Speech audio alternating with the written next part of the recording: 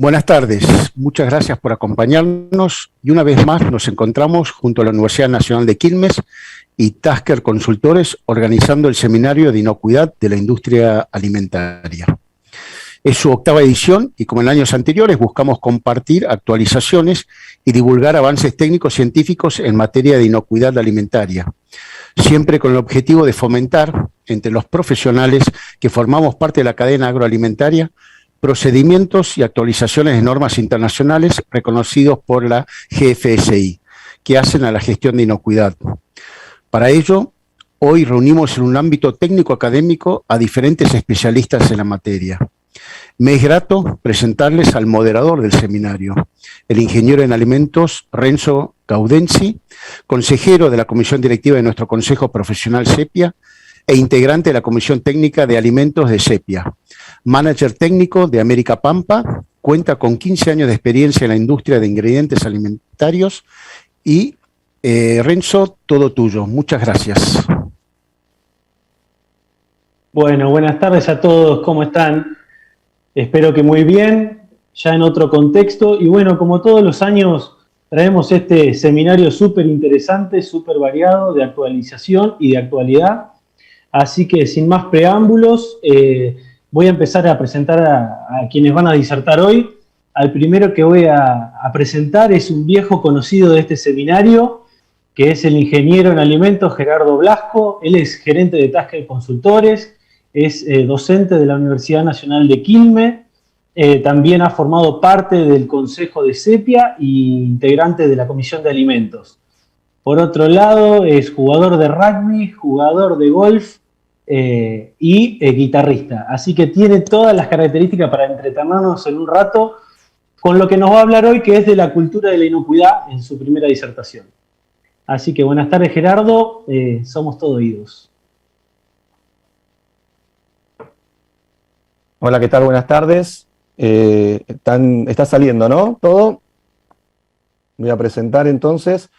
Bueno, en nombre de la Universidad Nacional de Quilmes, Paula Zeni, la directora de carrera, me dio el lugar para que les agradezca a todos de estar nuevamente en este seminario, que como comentaba David, hace 8 años que organizamos. La verdad que es un orgullo poder contar con Juan y con Sofía en este seminario en el día de hoy, y tener y mantener este espacio donde tratamos de forma técnica todo lo que tiene que ver con los sistemas de gestión de inocuidad, ¿no? En esta oportunidad se va a hablar de temas como virus, que desgraciadamente estos últimos años cobraron cada vez más el interés de todos los que estamos en la industria. Bueno, sin más preámbulos, si todo está bien, Renzo, me decís que sale todo, que se ve, porque sé que tiene un delay. Estamos perfectos y te vemos perfecto. Ok. Bueno, el tema de hoy, el principal tema que voy a tratar hoy es cultura de la inocuidad en los sistemas de gestión, ¿no? En principio, tenemos 4 objetivos en esta disertación. Lo primero, obviamente, es empezar y ponernos de acuerdo o tratar de entender qué es cultura de la inocuidad. Luego ver por qué es importante hablar de la cultura de inocuidad, sobre todo ahora. ¿Qué nos piden los requisitos? O sea, ¿cuáles son los requisitos de los sistemas de gestión, principalmente de los GFSI, pero hay algunos otros para tener en cuenta? Algunas herramientas o técnicas que hay actualmente, igual se están desarrollando varias, para que no desesperemos, y elementos que le pueden ayudar a elaborar su plan de cultura y su estrategia dentro de la organización. Veamos entonces en principio cuál es la definición, ¿no? Esta definición es de la BRC, una de las normas más certificadas a nivel internacional, y más que nada, no para leerla en detalle, pero tenemos acá los primeros aspectos a tener en cuenta, que nos habla de actitudes, valores y convicciones, ¿no? Prevalentes en un establecimiento en relación a elaborar productos inocuos. Tenemos otra definición que me parece un poco más completa, esta de la norma IFS de la nueva edición, la edición 7, que es muy similar, les voy a mostrar en un slide posterior, a lo que tiene como definición el GFSI, ¿no? La Iniciativa Global para la Inocuidad Alimentaria, que tanto hablamos en este seminario. Y ahí tenemos algunos términos más que nos componen esta definición. Valores compartidos, creencias y normas que afectan la mentalidad y el comportamiento a través de toda la organización. Y acá ya empezamos a entender un poquito más valores, creencias, normas que de alguna forma afectan el comportamiento. Hacia ese lado es que vamos a tener que ir para tratar la parte de cultura. Y pone también en manifiesto algunos ítems que vamos a ver a lo largo de la presentación, que son muy relevantes, que deben incluir como mínimo comunicación sobre políticas y responsabilidades, formación, retroalimentación de los empleados, y esto después voy a hacer mucho hincapié porque quizá es un poco el aspecto que menos se tiene en cuenta, y medición del desempeño, ¿no? Bueno, el GFCI, esto está traducido porque está solo en inglés, solamente para que vean, es muy similar. Como ustedes saben, las presentaciones quedan luego en la página nuestra de Tasker Consultores y ahí pueden revisarla con detalle. Por eso es que la hacemos un poco más larga. Y ahora la pregunta que nos podemos hacer, a mi entender una muy interesante, es, ¿tenemos cultura de inocuidad dentro de nuestra organización? Y ahí uno podría decir, sí, no hago nada, no tengo cultura. Bueno, la verdad es que todos tenemos cultura en nuestra organización. Quizá lo no ideal es que no tenemos la cultura que queremos, pero la cultura es la que a través de los años y de todo lo que fuimos haciendo, comparten todos nuestros empleados de la organización. Entonces, nos guste o no la realidad actual, nuestra organización tiene cultura. Y bueno, un poco el camino que se comienza a medida que uno trata este tema es en idealmente definir qué cultura es la que quiero tener y tratar de ver cómo llegar hacia esa cultura. Pero cultura tenemos, y si ya empezamos un poco negativos, bueno, vamos a tener más trabajos para llegar a la cultura que deseamos, ¿no? ¿Y cómo se está implementando actualmente? Y esto me da pie al segundo objetivo de la disertación, que es cuál es la importancia o por qué es importante esto. La verdad que a mi entender, ya desde hace un par de años que lo estamos auditando por distintos estándares, es que el nivel de desarrollo de un plan de cultura en las organizaciones es, digamos, bastante poco desarrollado.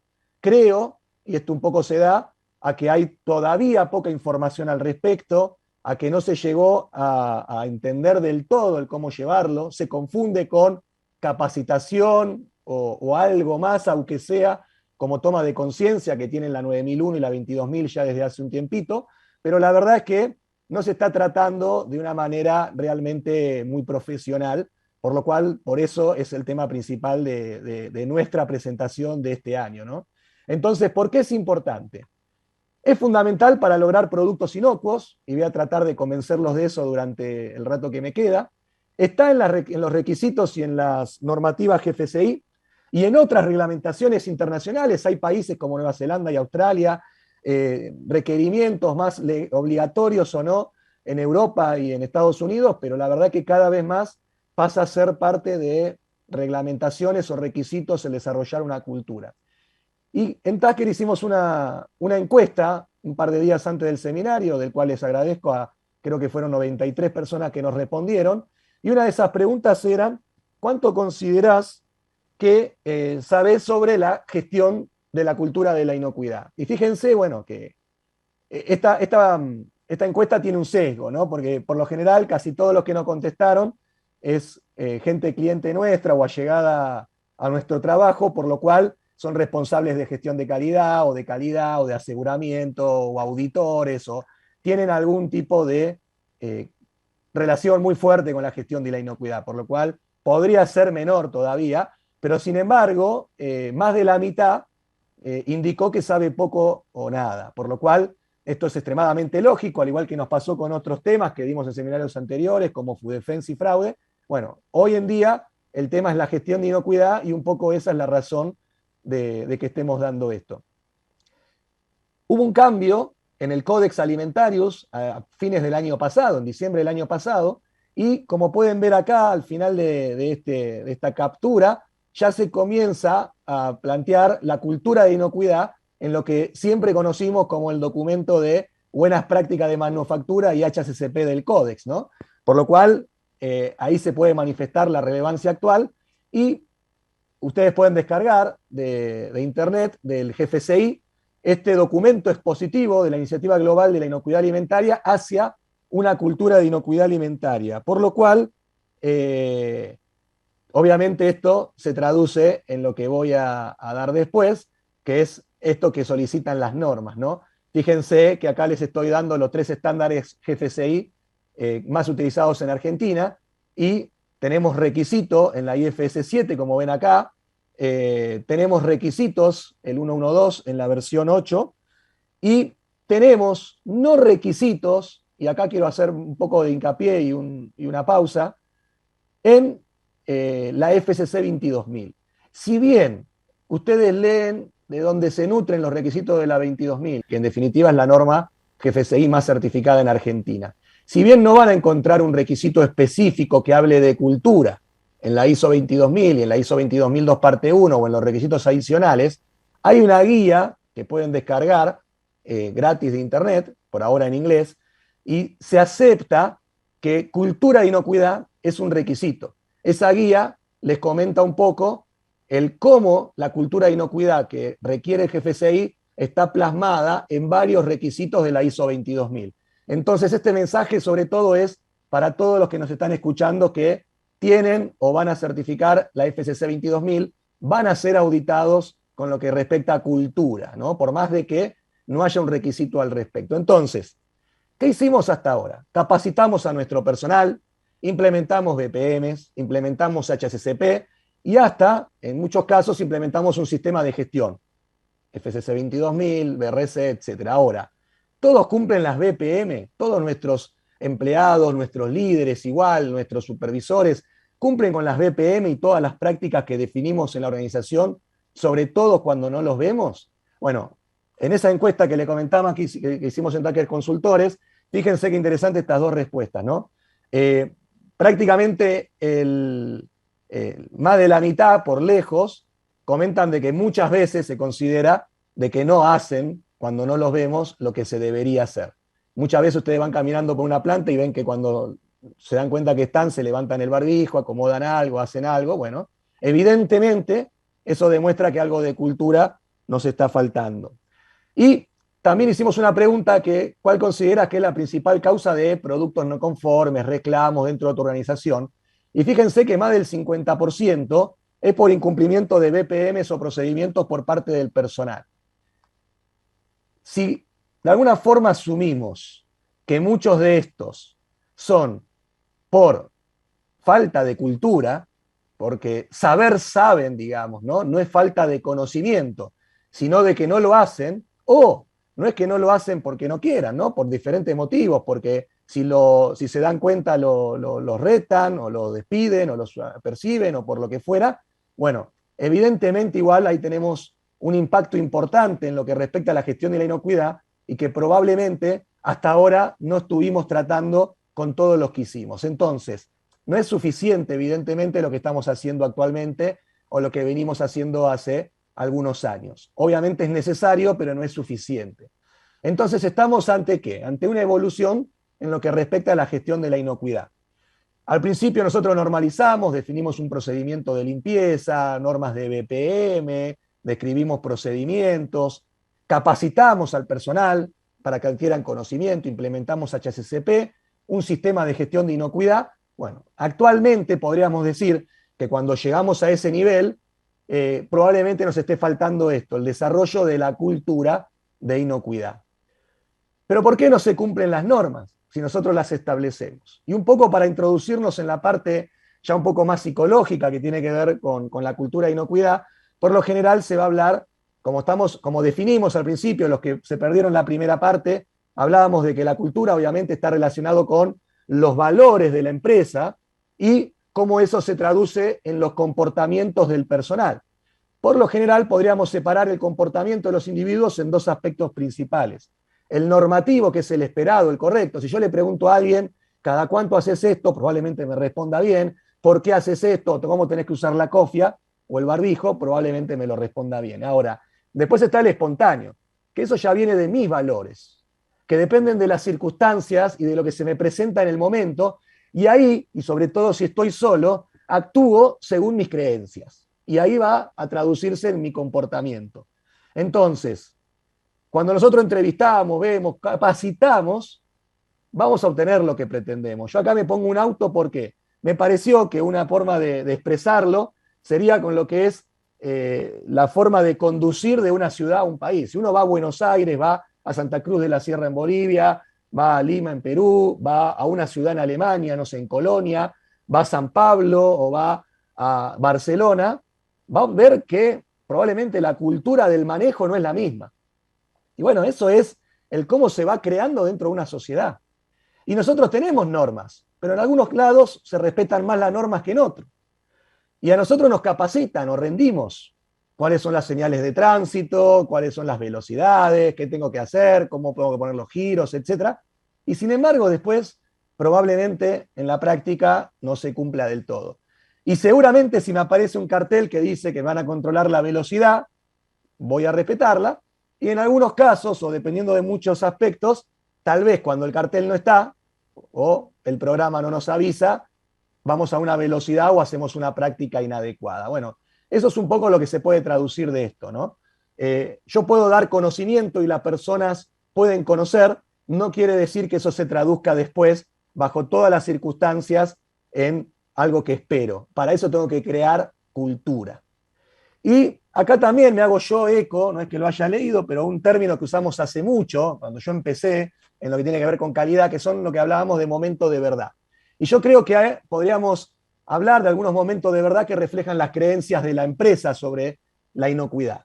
Podríamos englobar en estructurales, ¿no? Si yo trabajo en un ambiente en donde mi vestuario no está en buenas condiciones, no tengo una muda de ropa en cantidad o en condiciones adecuadas, me tengo que sentar en una silla toda con cinta scotch, toda rota, no tengo a veces el detergente cuando me quiero lavar las manos, y no sé, un montón de condiciones. El comedor que tengo no tiene una infraestructura amena.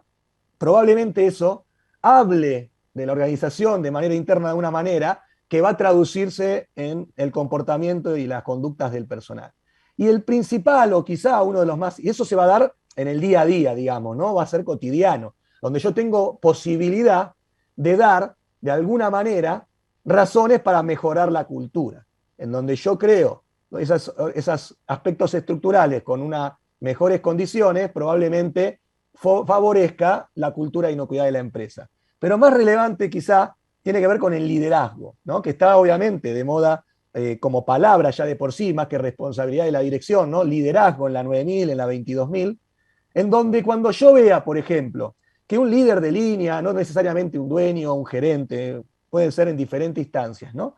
O puede ser un líder moral dentro de un grupo de trabajadores en un área o de operadores, que un líder, por ejemplo, me dice, no, mira, saca el producto igual sin este control, no, bueno, entro rápido sin el guardapolvo, no, bueno, no hagas tal control, está bien, no importa esto, sacalo igual, con tal, bueno, ahí ya no hay forma, y tal vez el trabajo de meses de alguien tratando de hacer tomar conciencia, de hacer otras herramientas que voy a comentar ahora, se pierden en 2 minutos, digamos, ¿no? En el momento que alguien que tiene que dar el ejemplo no lo da, ¿no? En ese momento quizás retrocedo varios casilleros hacia mi mensaje de cultura. Y difícilmente pueda pretender muchas cosas bajo esa situación, porque directamente no estoy favoreciendo. Entonces estamos ante un cambio de paradigma, en donde un sistema de gestión de inocuidad efectivo no solo tiene que estar centrado en el proceso, en lo que yo como ingeniero en alimentos me puedo sentir tal vez más cómodo, sino también en las personas, y en donde quizá tenga menos conocimiento o tenga que aprender para ver cómo desarrollar eso, ¿no? Para lograr cambios de conducta y comportamientos y valores que estén de alguna forma alineados con la estrategia dentro de lo que tiene que ver con la gestión de inocuidad. Y entonces, para lo que se perdieron la primera parte, ¿no? Esta definición sería la de la Iniciativa Global para la Inocuidad Alimentaria, o de la IFS, y fíjense que tomando lo que puse en negrita en la definición, valores, creencias y normas compartidas, es donde quizá podemos pensar ahora en cómo hacer un plan de cultura en nuestra organización. Habiendo entendido un poco la problemática y hacia dónde queremos ir, bueno, esta definición la voy a tomar, y después se habla de 4 ítems: comunicación, formación, comentarios de los empleados sobre cuestiones relacionadas con la inocuidad alimentaria y medición de rendimiento. Entonces, partiendo de esto, Hay varias herramientas, por ejemplo, una herramienta que pueden descargar del GFCI, otra herramienta de la BRC, que les voy a mostrar, ahora al final les diré un comentario, pero no se puede descargar gratis, que lo que hacen es fijar, por ejemplo, 4 pilares, o WOTS en ultraterminología, dentro de lo que tiene que ver con la cultura. Por ejemplo, BRC habla de personas, procesos, propósito y proactividad, ¿no? Que las tienen acá, y la herramienta de BRC, cada una de estos pilares las trata, ¿no? Categorías, lo trata con 5 dimensiones, como puede ser visión, valor, estrategia, ¿no? Objetivos, dentro de lo que es propósito, y busca alguna forma de pasar a valores cuantitativos por medio de diferentes formas, que ahora les voy a comentar. En definitiva, lo que va haciendo es una medición de estas dimensiones, que están alineadas con los pilares, que obviamente van a reflejar nuestra visión, nuestra cultura pretendida, y de alguna forma va a ser medido para poder definir si estamos mejorando, porque si no medimos, no podemos de alguna forma definir si estamos mejorando o no. En lo que respecta al GFCI, para que vayan dándose una idea, ese documento habla de 5 pilares: visión y misión, personas, consistencia, adaptabilidad y concientización de peligros y riesgos. No voy a comentar todas las dimensiones, pero nuevamente en este documento ustedes van a encontrar a qué se refiere cada una de estas dimensiones y se van a poder dar una idea tal vez de cómo poder evaluarlas y tratarlas, que igual yo les voy a hacer una pequeña introducción. Entonces, vamos a comenzar a tratar de desarrollar el plan de cultura. En esta encuesta preguntamos quién debería liderar. Y bueno, fíjense que la mayoría dijo todos los anteriores, y bueno, y como siempre, desgraciadamente, una gran cantidad, el equipo de inocuidad. Que bueno, si está integrado por gente de recursos humanos, equipo de inocuidad y tal vez la gerencia, estamos hablando prácticamente de lo mismo. Lo que sí les quiero dejar solamente como comentario es que obviamente no debería depender del líder del equipo de inocuidad y nada más, y tal vez hasta no solo del equipo. Tal vez si tenemos la posibilidad de contar con profesionales de recursos humanos o de otras ciencias que nos puedan colaborar en cómo evaluar el comportamiento de las personas y en generar estrategias para poder alinear esas conductas a nuestros valores, bienvenido sea. No le dejen en lo posible esta tarea al licenciado o el ingeniero en alimentos solamente, ¿no? ¿Y cuánto tiempo lleva implementarlo? Solamente dejo la pregunta para decirles que cultura ya tienen, les dije. El tema es si tienen la cultura que pretenden, pero cultura está. La organización tiene una cultura. ¿Y cuánto tiempo lleva? Va a ser para siempre. No es que esto va a ser un trabajo de 1 año, ni de 2 años, ni de 3 años. No se obliguen a, cuando generan un plan, pretender que sea 1 año donde todas las acciones necesiten sí o sí realizarse en el 2022. Puede ser que esté pensando a mediano o largo plazo y mi plan de cultura obviamente lleve más tiempo, y está bien porque no va a terminar nunca.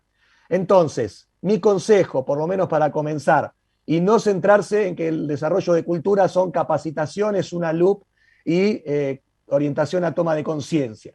Primero, si no está claro en la empresa, definan los valores y propósitos de la organización y comuníquenlos. Normalicen las responsabilidades, que cada uno sepa qué se espera de él. Normalicen los procedimientos si no lo tienen. Generen cuál es la idea de valores, ¿no? de comportamientos que desean, y manifiéstenlo a los empleados. Luego definan algunos pilares que van a estar relacionados con esos valores. Definan de alguna manera, quizá usándose por estas herramientas, hay empresas que desarrollaron otras, nosotros también hacemos eso para las empresas. Definan esas dimensiones, tratando de llevarlo a un aspecto tangible, y definan cómo van a medir cada una de esas dimensiones para transformarlo de alguna manera en números. Entonces, esto sería este ciclo, ¿no? Si uno quisiera pensar. Primero, mido el grado de cultura actual. Como les dije, hay una cultura dentro de la organización. Después defino qué debilidades tengo en base a lo que pretendo como cultura. ¿En dónde estoy flojo? ¿Qué debilidades tengo? ¿Qué oportunidades tengo? ¿Cuáles son mis amenazas? ¿No? Se puede usar un FODA. Y a partir de ahí, definir un plan de trabajo que puede incluir como uno de esos ítems formación, pero no es la única. Puede ser mejora de estructura, puede ser qué tipo de encuestas voy a hacer, puede ser cómo voy a generar compromiso de las diferentes áreas, etcétera, y luego implementar esas acciones para un determinado tiempo definido, medir de nuevo el grado de cultura y volver a realizar el ciclo, ¿no? Entonces, para ir cerrando, ¿cuáles son algunas de las acciones que puedo tomar una vez que defino mi plan? Tener responsabilidades claras, normalizar procesos, comunicar los valores, la política, los objetivos, lo que esperamos de cada área, de cada uno en lo posible. Capacitar, obviamente, según las debilidades y todo lo que sea necesario. Sin conocimiento no puedo pretender cultura, obviamente que es un eslabón fundamental. Ver cómo generar encuestas, pero no encuestas solo de conocimiento, ¿no? Si conocen el PCC, qué alérgenos tenemos, sino encuestas para ver el nivel de cultura que tengo. ¿Son escuchados cuando informan algo para mejora de cultura? Cuando encuentran un problema, ¿saben dónde comunicarlo? ¿Se los tiene en cuenta? Un montón de feedback que ustedes pueden obtener de los empleados para medir realmente el nivel de cultura, no de conocimiento nada más. ¿Se entiende? Recompensas, obviamente, premios, juegos, lo que definan según su organización, y si es necesario, desgraciadamente, obviamente hay que tener castigos. Yo respeto la velocidad, no sé si hablo por mí, pero respeto la velocidad sobre todo porque también hay multas. Si nadie hace una multa, seguramente la cultura no se vería favorecida y la gente respetaría menos los límites de velocidad con el ejemplo que les comentaba antes, ¿no? Y por medio de las inspecciones, que hoy en día ya en la FCC 22000, con los nuevos requisitos adicionales es obligatorio, digamos, y en la BRC y en la IFS lo fueron siempre, y auditorías, yo puedo, si lo hago de una forma dirigida, obtener información para medir o mejorar mi nivel de cultura. Este es un extracto de un documento de BRC, no está inventado por mí, en donde dice, por ejemplo, cómo explayar esto. ¿Cuál es el error que estoy encontrando? Por ejemplo, no miden o no se fijan plazos para cada acción de cultura. Esto está, como les digo, está sacado de BRC. Dice, bueno, ¿qué elemento de cultura queremos mejorar? ¿Cuál es la puntuación actual hacia cuál quiero ir? Obviamente necesito la métrica. ¿Qué actividades defino que voy a hacer? Esas actividades del plan. ¿Quién es el responsable? ¿Por cuánto tiempo? Como les digo, no necesariamente es un año para todo. ¿Y cómo voy a monitorear? Eso es muy importante. ¿Cómo voy a monitorear el que se va desarrollando el plan de cultura? ¿Y cómo puedo medir? Algo estuve diciendo, resultados de encuestas, pero dirigidas a la cultura, no solo al conocimiento, y en toda la organización, no solo del empleado pensando en cultura como BPM, mantenimiento, compras, recursos humanos, todos tienen que tener una orientación hacia la inocuidad y o calidad, si lo quieren. Indicadores en las inspecciones o en la auditoría que me reflejen el nivel de cultura, reclamos y no conformidades que voy teniendo, pero segregando, si puedo, que estén relacionados con la cultura, que los podría haber evitado teniendo la cultura que pretendo, ¿no? O que fue por no cumplir una norma que está claramente establecida, comunicada y entendida. Cantidad y nivel de respuesta en el tratamiento de no conformidades. Cuando uno ve una empresa que tarda en contestar una no conformidad, que el nivel de respuesta es muy básica, evidentemente nos falta cultura hacia la mejora y por ende para lograr la inocuidad. Y entrevistas y observación de conductas. Uno puede pararse o ver en una cámara si la gente se lava las manos cuando pasa por el filtro y yo no estoy, porque si no es fácil que se laven, y por medio de entrevistas grupales o individuales, tratar de recabar información. De última lo puede hacer un externo si creen que va a haber un sesgo, si la hace el jefe o algo, ¿no? Entonces, para ir cerrando, últimas 2 diapositivas, esto es fresco. La semana pasada, para los que tienen BRC definió como unas herramientas de esto que les digo, como para medir, lo sacó al público, donde uno puede comprar esa herramienta, pero para los que tienen BRC, están certificados, se liberó una parte en donde pueden obtener los cuestionarios de manera gratis. O sea que el que esté certificado, entre a la página de BRC de ahora, hay un video y se va a poder descargar y los va a ayudar demasiado, diría, en generar esto. De todas maneras, se están generando normas PAS, etcétera, sobre la cultura, por lo cual yo creo que en los próximos meses vamos a tener más documentos de donde valernos, ¿no? Esto es fresco, como les digo, esto salió la semana pasada en BRC y lo tienen en la página. Y entonces, para concluir, solamente para concluir, ¿cuál es el desafío? Alinear mis procesos y las personas hacia una estrategia, en este caso hacia la estrategia de inocuidad, lo cual no necesariamente es fácil, hasta les diría, y creo que lo saben todos, hasta es mucho más fácil controlar la Escherichia coli, una temperatura en un pausterizado y obviamente el proceso, que las personas en su totalidad y de toda la organización se alineen a la estrategia. Y que nosotros los profesionales de la inocuidad tenemos que entender que para mejorar la inocuidad necesitamos integrar toda nuestra ciencia de alimentos y el HACCP y etcétera con las ciencias conductuales. Evidentemente, aunque sepamos a qué temperatura reducimos tantos logarítmicos de tal bacteria, no alcanza. ¿Está bien? Por más que normalicemos y validemos POEs, no alcanza. Tenemos que lograr esa integración. ¿Cómo sería un poco la recomendación final que le podemos dejar? Normalizar, si no lo tienen, definir propósitos y valores, medir cómo estamos, implementar acciones de mejora y volver a medir. Por eso está resaltado ahí. Es un paso necesario para afianzar la inocuidad de los alimentos, sin lugar a duda. Estamos convencidos, todo el mundo ya está convencido de eso, así que alíñense. Va a ser una implementación continua, no termina con un año, con 2 años de trabajo. Y lo último que les quería dejar de reflexión y con experiencias que tenemos en estos prácticamente 20 años con Eduardo implementando sistemas de gestión, ¿se puede lograr realmente una mejora importante en cultura? Sí. Y les voy a dar ejemplos, no específicamente con nombres, pero completamente que se lo van a entender y que son reales. Imagínense que ahora hay empresas de envases o de aditivos certificadas en FSC 22000 o en BRC o en IFS. Hace 15, 20 años eran industrias de plástico o industrias químicas. No hablaban directamente de la inocuidad. Ni siquiera, obviamente, tenían un vestuario y un filtro sanitario, o se lavaban las manos para ingresar a producción o usaban cofia. Y hoy en día hay muchas empresas que, seguramente algunos de ustedes tal vez conocen, porque hayan visitado algo, que tienen la misma cultura o más que muchas industrias de alimentos. Y ahí el cambio fue radical, porque ni siquiera se sentían una industria de alimentos.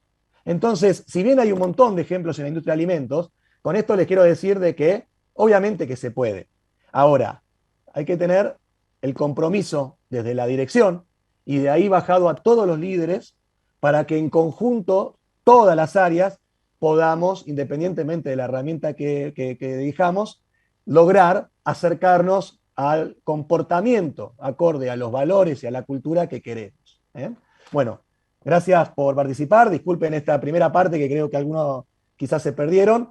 Va a quedar grabado, como saben. Seguramente va a estar un tiempo en el Sepia, pero en la página de Tasker Consultores están todas las presentaciones y disertaciones desde el primer seminario. Muchas gracias por su tiempo. Bueno, gracias Gerardo. Súper interesante este tema que nos traes. A veces uno lo lee simplemente en el título y cuando entra a profundizar empieza a ver que hay un montón de cuestiones que hay que empezar a resolver. Y bueno, la idea era hacerte una consulta y es que, ¿cuál es la influencia del contexto, de ese famoso análisis de contexto que venimos haciendo últimamente en las normativas, particularmente en la FSC 22000? La dejo para que nos cuentes un poco. Dale, igual en el mail nuestro nos pueden hacer todas las consultas que quieran, obviamente por la duración del seminario tal vez no se pueden pasar todas, pero es una muy buena pregunta, Renzo, y obviamente que el contexto, ¿no? Bien trabajado en 9001 o en 22000, implica que la dirección evalúa entre una de sus formas, sus fortalezas, oportunidades, debilidades y amenazas. Entonces, estamos hablando de que la cultura tiene que estar integrada, y es más, le aseguro que va a, de alguna forma, favorecer el logro de la estrategia de la organización. O sea, yo quiero ir hacia allá. Esa es mi estrategia como organización, que la marca el líder, digamos, o la dirección, y cuando lo bajo a cultura, todo se va a hacer más simple. Pero obviamente, dentro de ese contexto, tanto interno como externo, yo no es ajeno a qué va a dar, cuáles van a ser, digamos, esas amenazas hacia mi plan de cultura, por ejemplo, externas, porque todos mis empleados y mi empresa está dentro de un contexto con respecto a mis proveedores, a otras partes interesadas, digamos, y también voy a tener fortalezas y debilidades de infraestructura, como les comentaba, de herramientas, de ideas, etcétera, que las debería tener identificadas integrando la cultura dentro del análisis de contexto, y obviamente a partir de ahí evaluar los riesgos, ¿no? Que solamente te sumo a la consulta. No podemos separar el análisis de contexto de estas normas, como la 22.000, con lo que piden en otro requisito, en el 6.1, que es el análisis de riesgo, de no cumplir con determinadas cosas. Por lo cual, me parece que es evidentemente que hay que considerar todo lo que salga de la evaluación de cultura para retroalimentar el análisis de contexto, te podría decir que de partes interesadas y obviamente el análisis de riesgo. Bueno, muchísimas gracias. Te vamos a dejar descansar un rato. Ahora les voy a presentar un nuevo disertante de nuestro seminario, que es el doctor Juan Martín Oteiza. Es licenciado en Ciencias Biológicas, doctorado en Ciencias Exactas de la Universidad Nacional de La Plata, es investigador en el CONICET, se desempeña en la División Microbiológica del CIATI, que es el Centro de Investigación y Asistencia Técnica para la Industria. También está viviendo su mejor momento deportivo de la mano de Marcelo Gallardo. Así que, bueno, Juan, vamos a escuchar tu disertación respecto de lo que es virus en alimentos, un tema nuevo para nuestro seminario, pero súper interesante para el futuro de la seguridad alimentaria. Somos todo oídos. Bueno, gracias Renzo por la presentación. Me quedo con la última parte, que es lo más importante de todo lo que mencionaste. Primero que nada, bueno, agradecer, ¿no?, a Tasker, al CEPIA, a la Universidad de Quilmes por haberme invitado y pensar que este tema pueda resultar interesante para todos los que están del otro lado. Brevemente les presento el temario, les voy a comentar algunas generalidades de lo que son los virus. Vamos a hablar algo de los principales virus entéricos transmitidos por alimentos. Son varios, yo me centré en dos: norovirus, virus de la hepatitis A, algo de métodos de eliminación y algo de regulaciones y sistemas de comercialización, ¿no? Para muchos que por ahí no están enterados o al tanto, hoy en este tiempo, digamos, se ha escuchado mucho de virus, ¿no?, asociado a SARS-CoV-2 y pandemia por COVID-19. Contarles que cuando hablamos de virus, hablamos de los seres más chiquititos y simples que conocemos, ¿sí? Básicamente es un material genético, puede ser ADN o ARN, envuelto por una cubierta de proteína. Ahora les voy a mostrar una foto. Son acelulares, o sea, no tienen organización celular propia, como si fuera una bacteria. Por eso son parásitos intracelulares obligados. O sea, necesitan de una casa donde vivir, entrar y usar la cocina, el baño y la habitación, ¿sí? Esa es básicamente la estructura. Si tuviéramos que dividir a nivel general, hay virus que son desnudos, material genético y una cápsula de proteínas, la foto que está a la izquierda, como son los virus que vamos a hablar hoy, y virus envueltos, que es material genético, una cápsula de proteína y otra cápsula un poco más compleja que se conoce con el nombre de envoltura, que es el ejemplo, el SARS-CoV-2 causante de la pandemia. Bibliografía hay muchísimas. Este es un trabajo publicado por investigadores de Irlanda. Les presento en la tabla, bueno, este material lo van a tener, así que simplemente les presento los tres principales virus asociados a transmisión por alimentos: norovirus, virus de la hepatitis E y virus de la hepatitis A. Por cuestiones de tiempo, hoy virus de la hepatitis E no lo vamos a tocar. Es un tema, si bien es un tema nuevo, no es tan nuevo desde el punto de vista a nivel mundial, de cómo se viene tratando, ¿no? Ya hay documentos escritos por Codex y por FAO y Organización Mundial de la Salud, que data uno de los primeros del año 1999, donde se crea el primer comité, digamos, de expertos, ¿sí?, para tratar el tema de justamente la problemática de virus en alimentos. Luego, en el año 2005, se saca el primer documento de virus en alimentos, que es el que tienen abajo a la izquierda.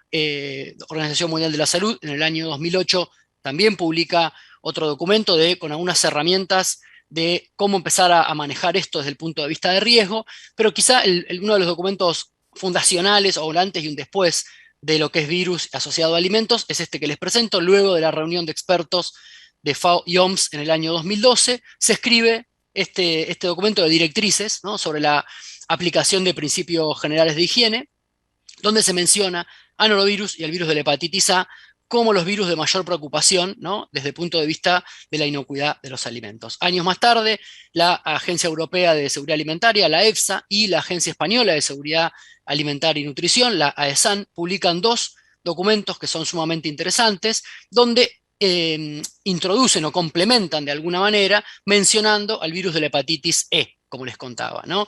El documento que ven a la derecha es un documento publicado en el año 2018, donde se habla de los peligros, se hace una prospección, decir, bueno, ¿qué va a venir a nivel mundial? ¿Qué se viene? ¿No? Y se menciona dentro de los virus de transmisión alimentaria, norovirus, virus de la hepatitis A y virus de la hepatitis E, y específicamente la ESAN lo vincula con moluscos bivalvos, vegetales frescos y el virus de la hepatitis C en productos vinculados al cerdo.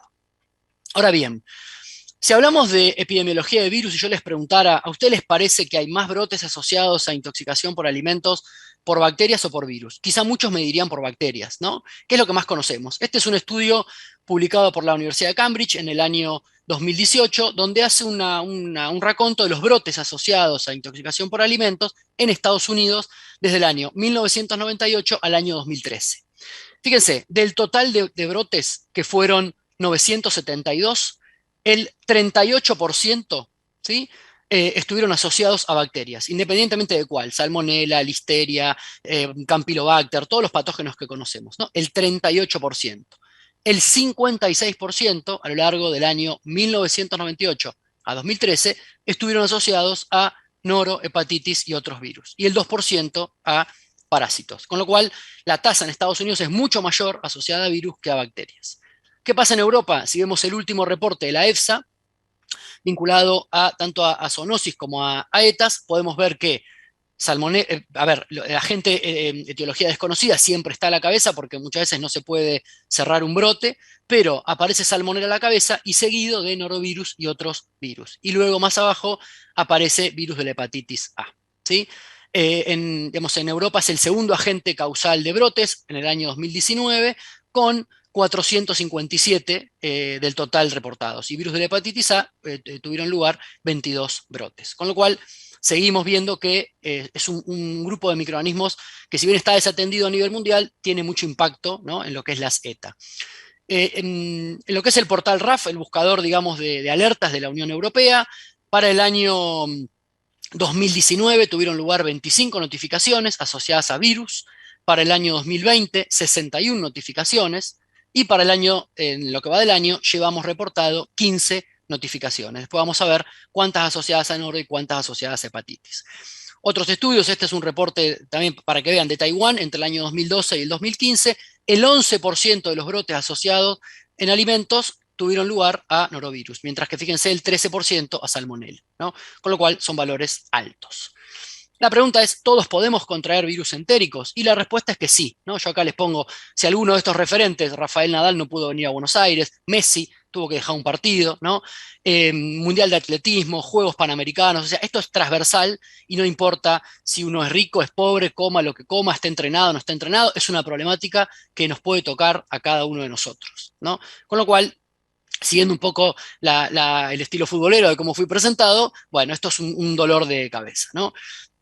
¿Cómo pueden llegar los virus a la cadena alimentaria? Hay varias rutas. Una de ellas es por contacto directo con animales, sobre todo cuando hablamos de hepatitis E, a través del consumo de alimentos y de, por ejemplo, leche, a través del agua no tratada, a través de bivalvos filtradores o a través de otro tipo de alimentos. Con lo cual estamos viendo que es dentro de todo variado la posibilidad de ingreso de virus a la cadena alimentaria, ¿no? Esto es un poco lo que les contaba. Aguas residuales, personas infectadas o animales infectados. Y los virus pueden entrar durante toda la etapa de elaboración de alimentos, producción primaria, elaboración, transporte, distribución y consumo. Toda la cadena está involucrada en cuestiones virales. ¿Qué sabemos de norovirus? Bueno, sabemos que pertenece a la familia Caliciviridae, el género es norovirus, como les conté, es un virus desnudo, RNA simple cadena, hay 5 genogrupos, ¿no? Hay más de 20 genotipos, algunos son específicos de humanos, otros de bovinos, otros de murinos. El genotipo G24 es el de mayor prevalencia asociado a brotes de ETA a nivel mundial y es la principal causa de gastroenteritis asociado a alimentos, les contaba, a nivel mundial, ¿no?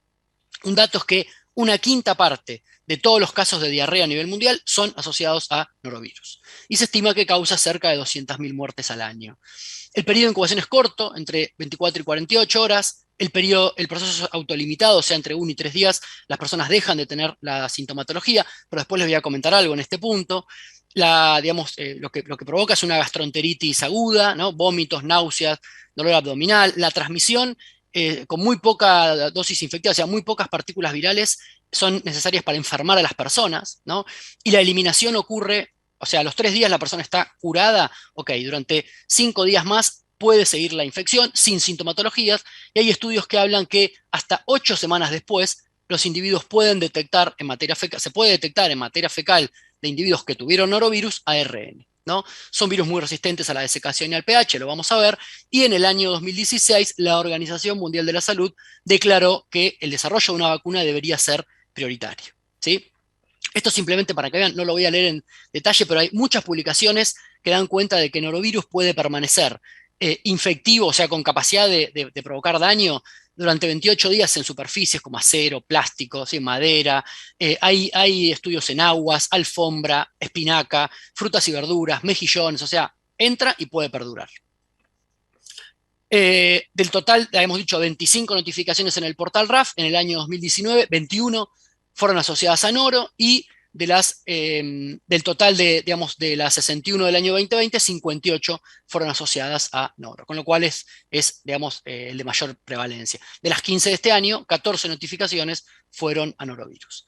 La EFSA tiene un montón de información asociada a norovirus, en bivalvofiltradores, en vegetales de hojas verdes, en alimentos listos para consumo, en tomates, o sea, toda esta información la pueden encontrar fácilmente. Si hablamos de brotes, este quizás es uno de los brotes más importantes que tuvo lugar en el año 2012, más de 11.000 afectados, ¿no? En 390 instituciones vinculadas a frutillas congeladas que venían de China, ¿sí? El agente causal, norovirus. Por supuesto que esto trajo mucha cola a nivel mundial y de la prensa, pero enseguida China salió a decir que ellos no tenían nada que ver con la fresa, con la frutilla, y que estaba todo bien, ¿no? ¿Cómo le responde Europa? Ok, vos no tenés nada que ver con la fresa. A partir de ahora, cada lote de frutillas congeladas chinas que quieran ingresar a la Unión Europea tienen que tener ausencia de norovirus y el virus de la hepatitis A. Brotes hay bastantes asociados, por ejemplo, a lechuga, ¿sí? A apio, a melón, a sandía, uva. O sea, les muestro que no es cuestión de un solo alimento, ¿no? Puede tocarle a cualquiera. Sí es verdad que los bivalvofiltradores se llevan ahí un poquito la delantera por el mecanismo, digamos, están todo el tiempo filtrando y concentrando. Si el agua no está potable, si tiene mucha carga viral, ellos pueden concentrar en la membrana, y cuando consumen un bivalvofiltrador fresco, uno puede adquirir la enfermedad, ¿no? Uno de los últimos brotes estuvo asociado a una torta, un pastel de langostino, camarón, hace muy poco, ¿no? Este es un estudio que lo puse porque me pareció importante. Es gente que fue a tomar muestras del supermercado, como si yo fuera al Carrefour, a Walmart, a cualquiera, y tomo muestras a nivel de boca de expendio de lechuga, de frutillas y de moras congeladas. ¿Y qué encuentran? Que fíjense, entre el 5, el 2 y el 3% de los alimentos listos para consumo en Reino Unido contienen norovirus. Bueno, esto es, ¿no? Son todas pálidas, entonces uno dice, bueno, ¿cuántos problemas? ¿Nos vamos de vacaciones? Les propongo irnos en crucero. No sé quién de ustedes me diría que no, quién de ustedes me diría que sí, lo más probable es que me digan que sí. Y de golpe, terror en el agua, 277 personas contrajeron un virus en uno de los cruceros más grandes del mundo, ¿sí? Ahí están un poco las imágenes de lo que sería, uno planifica unas vacaciones en crucero y tiene que bajarse y volver por este microorganismo tan pequeño. Pero no es el único, hay muchísima bibliografía. Fíjense, 600 personas en un crucero en Puerto Rico, 500 en el Royal Caribbean, que es uno de los cruceros más grandes del mundo. De hecho, la página del CDC en Estados Unidos tiene un portal específico para que ustedes sigan online los brotes asociados a norovirus que ocurren en cruceros, ¿sí? Y por supuesto, hay buffet de abogados específico para defender en caso de que ustedes hayan pagado el viaje y les agarre un brote de norovirus, un COVID o lo que fuera arriba del barco, esta gente los defiende, ¿sí?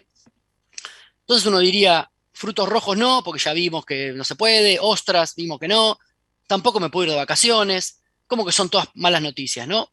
Vamos a comer en un restaurante, ¿quién me diría que sí, quién me diría que no? Y ahí empieza un poco la cuestión, ¿qué va a pasar en un restaurante? 60 intoxicados en el mejor restaurante del mundo. Un norovirus, agente causal de uno de estos restaurantes en Copenhague. Pero no es el único. 7º mejor restaurante del mundo, cerrado a causa de virus causal de gastroenteritis, en Londres, en México, en cualquier parte. Esto es en Estados Unidos el último. O sea que no es una cuestión, les ven como están viendo, de alimento ni de ni de sitio, ¿no? Y este es un trabajo muy importante porque un poco que le echa la culpa, ¿no? O pone el foco en los manipuladores, que en el fondo son uno de los grandes responsables, ¿no? Todo aquel que manipula alimentos y de alguna manera no toma precaución del riesgo que involucra transmitir un virus a un alimento, es importante. Así que estos son dos trabajos que hablan de eso. Esto es algo también, un brote importante que ocurrió en el año 2016 en Barcelona. 4.000 personas infectadas, intoxicadas con agua. ¿Sí? Esta agua embotellada contenía materia fecal humana, como dicen acá estas noticias. Se aisló norovirus y la planta finalmente cerró, ¿no? Estos son los estudios que demuestran, porque todo el mundo dice que no puede ser, que no puede ser, que no puede ser. Se aislaron los virus, se caracterizaron y el grupo de Albert Bosch en Barcelona encontró y les puso nombre y apellido, los caracterizó genogrupo 1 y genogrupo 2. ¿Sí? Así que bueno, estamos un poquito con malas noticias. Esta quizás es una de las buenas. Hace 4 años que recién se logró cultivar el norovirus. O sea, se podía detectar, pero no se lo podía hacer crecer en el laboratorio. Investigadores, digamos, de distintas partes del mundo lograron hacerlos crecer y fue noticia de la revista Science en el año 2016. ¿Sí? ¿Cómo estamos con las vacunas? Todavía no hay. Es bastante problemático el desarrollo de vacunas contra el norovirus por el tema de inmunidad y demás, pero todas estas que ven acá son candidatas a sean aprobadas. ¿Qué hay en Argentina? Está la Red Nacional de Vigilancia de Gastroenteritis Virales, la dirige Juan Stupka en el Malbrán. ¿Sí? Hay estudios que demuestran la circulación de norovirus, por ejemplo en Córdoba, en aguas de fluente, bien, en Buenos Aires también estudios a nivel ambiental. Un estudio importante, bueno, que se hizo en el lago San Roque, que demuestra la circulación de virus. Desde el año 2012, la Universidad Nacional de Córdoba advierte la presencia de norovirus en el lago San Roque. Este es un estudio publicado también por investigadores argentinos, donde da cuenta del aislamiento de norovirus, rotavirus y virus de la hepatitis C, no solo en agua de fluente, sino en agua de irrigación y en muestras de lechuga, espinaca, chicoria, rúcula y demás. ¿Sí? Y este estudio también, recientemente publicado, que da cuenta del aislamiento del mismo virus en muestras de agua, muestras de vegetales y muestras de lechuga. Desde mi lugar de trabajo, bueno, hace un tiempo empezamos un estudio para, digamos, tratar de cuantificar, ¿no? el impacto de virus en frutos finos, y por ahora lo que hemos encontrado es que del total de muestras analizadas, que rondan las 80, una sola muestra de frambuesa dio positivo para norovirus. ¿Sí? Y bueno, este es un artículo que da cuenta del primer reporte de norovirus y rotavirus en ostras en la provincia de Buenos Aires, hecho por gente del INTA. Pero bueno, nos encontramos también con esta cantidad de brotes. En el año 2019, un brote de estudiantes que afectó, dice, más de 1.400, pero les puedo garantizar que el número es al menos el doble, porque nosotros participamos, digamos, de ese brote en Bariloche, y recientemente de un brote en el Instituto Modelo en Viedma. Si vamos al virus de la hepatitis A, algo parecido tiene, ¿no? Es un virus sin envoltura, es de RNA simple cadena, también tiene 6 genotipos, ¿sí? Para no marearlos, digamos, por ahí no es tan importante en esta charla. Sí, sepan que hay genotipos que son específicos de humanos y otros que son específicos de animales, por ejemplo, y al igual que vimos para noro, se transmite por la ingesta de alimentos, por el contacto con heces o por el contacto con personas infectadas. En este caso, el periodo de incubación es un poco más largo, estamos hablando de 30 días, con una media entre 15 y 50, con lo cual acá es bastante complejo, ¿no? El hecho de tratar de vincular un alimento con la persona que tiene náuseas o dolor abdominal o vómitos al día 30, porque le va a preguntar, ¿qué comiste hace 30 días? Y comí de todo, ¿no?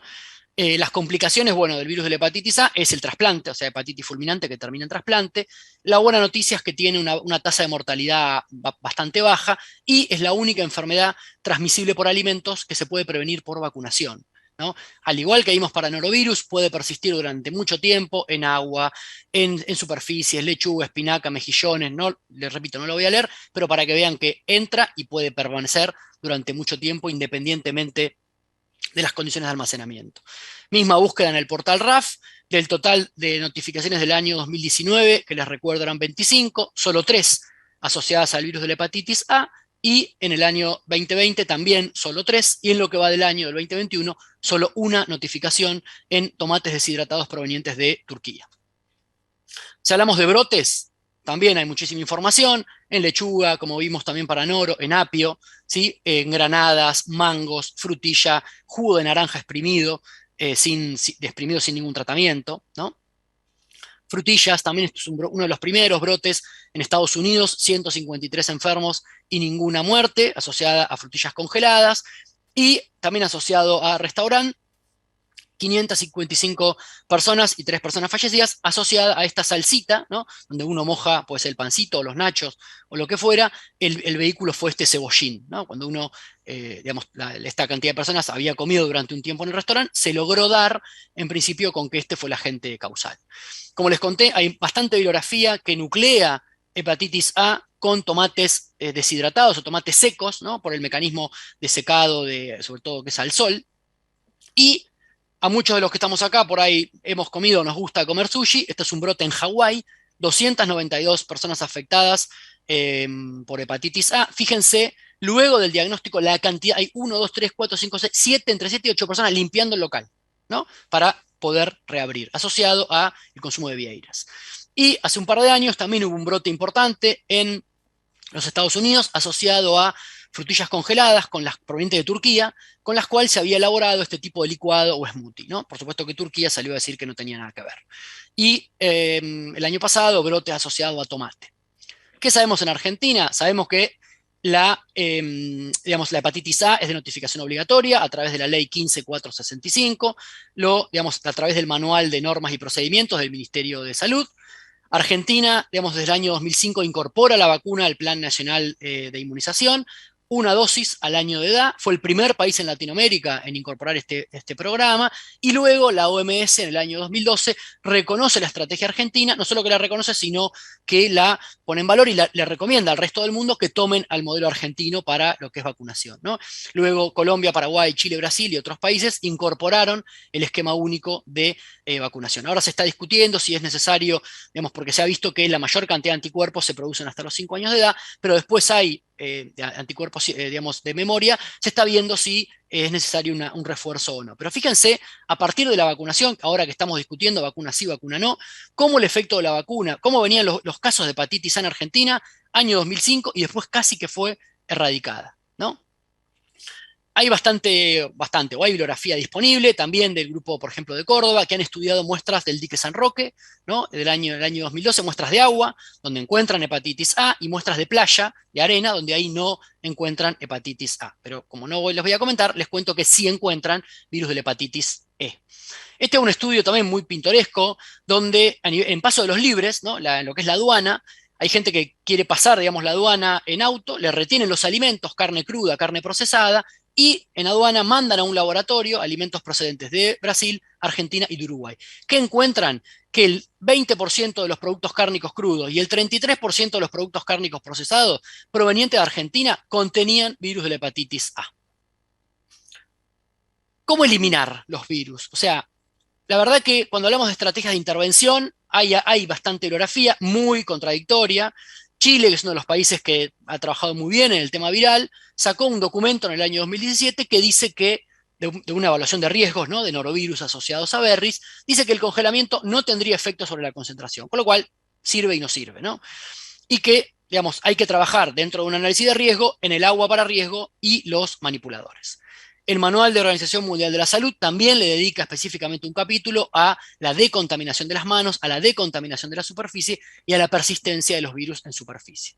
Hay mucha bibliografía relacionada con el efecto del cloro, de la temperatura, del ozono. No voy a entrar en detalle porque los voy a marear, pero algunos dicen que, a ver, siempre es mejor tratar térmicamente que no tratar térmicamente. ¿Tiene efecto? Por supuesto que sí. Ahora, lo que no voy a bajar son 5, 6, 7 log. ¿No? Acá estoy viendo que depende del cloro, 2 log, 4 log, en algunos casos 5, pero hay que ver este estudio dónde está hecho, si es en una superficie, si es en un alimento, ¿no?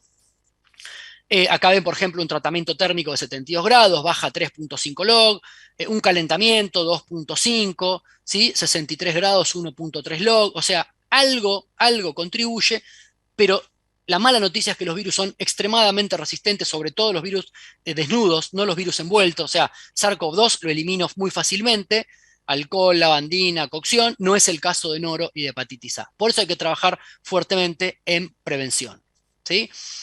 Bueno, estos son otros estudios también de distintos años, el efecto del salado, del pH, ¿no? Del calentamiento, digamos, se los dejo porque por ahí el día que cuando miren la presentación nuevamente, por ahí pueden hacer alguna búsqueda, pero les repito, no son métodos que me garanticen la eliminación. Desde el punto de vista de la detección, bueno, es un problema trabajar con virus versus bacteria. ¿Por qué? Los virus están en bajo nivel, los métodos de extracción del virus de la matriz alimentaria son en general ineficientes y no los puedo enriquecer. Ahí hay una foto en nuestro laboratorio, yo agarro un alimento, extraigo los virus, los concentro, hago una extracción de ADN o ARN y hago la amplificación, ¿no? El método, digamos, que se elige en general es la detección de genoma viral, pero no me da datos de infectividad. O sea, yo encuentro ADN o ARN, en este caso de noro y hepatitis, ARN de genoma viral, y no puedo decir que el virus está infectivo, ¿sí? Para eso se está trabajando con modelos animales líneas celulares o modelos animales para tratar de alguna manera de reproducir, digamos, hacer crecer al virus y una vez que tengo una detección positiva, ver si el virus está vivo o muerto. Lo pongo entre comillas porque el virus les conté que no tiene viabilidad, pero para que lo entiendan, ¿no? Hay algunas normas de referencia, la norma ISO, la 15216, parte 1 y parte 2, me puede servir como guía, ¿no? A los que trabajamos en laboratorio, y el método de detección es la PCR en tiempo real. ¿Cómo expreso los resultados? Si estoy hablando de una determinación cualitativa, genoma viral detectado o genoma viral no detectado en tanta cantidad de gramos, tantos mililitros o tantos centímetros cuadrados, si es una superficie. Y si estoy mirando a nivel cuantitativo, X copias de genoma viral por gramo, mililitro o centímetro cuadrado. ¿Qué hay a nivel de regulaciones? Poco y nada. También Chile tiene algo de lo suyo, porque bueno, les contaba que viene trabajando hace bastantes años, ¿no? Ellos hacen análisis microbiológico de Escherichia coli, Salmonella, Vibrio parahemolyticus y hace un tiempo que han incluido norovirus para lo que tiene que ver con bivalvo filtradores y específicamente buscan en hepatopáncreas, ¿no?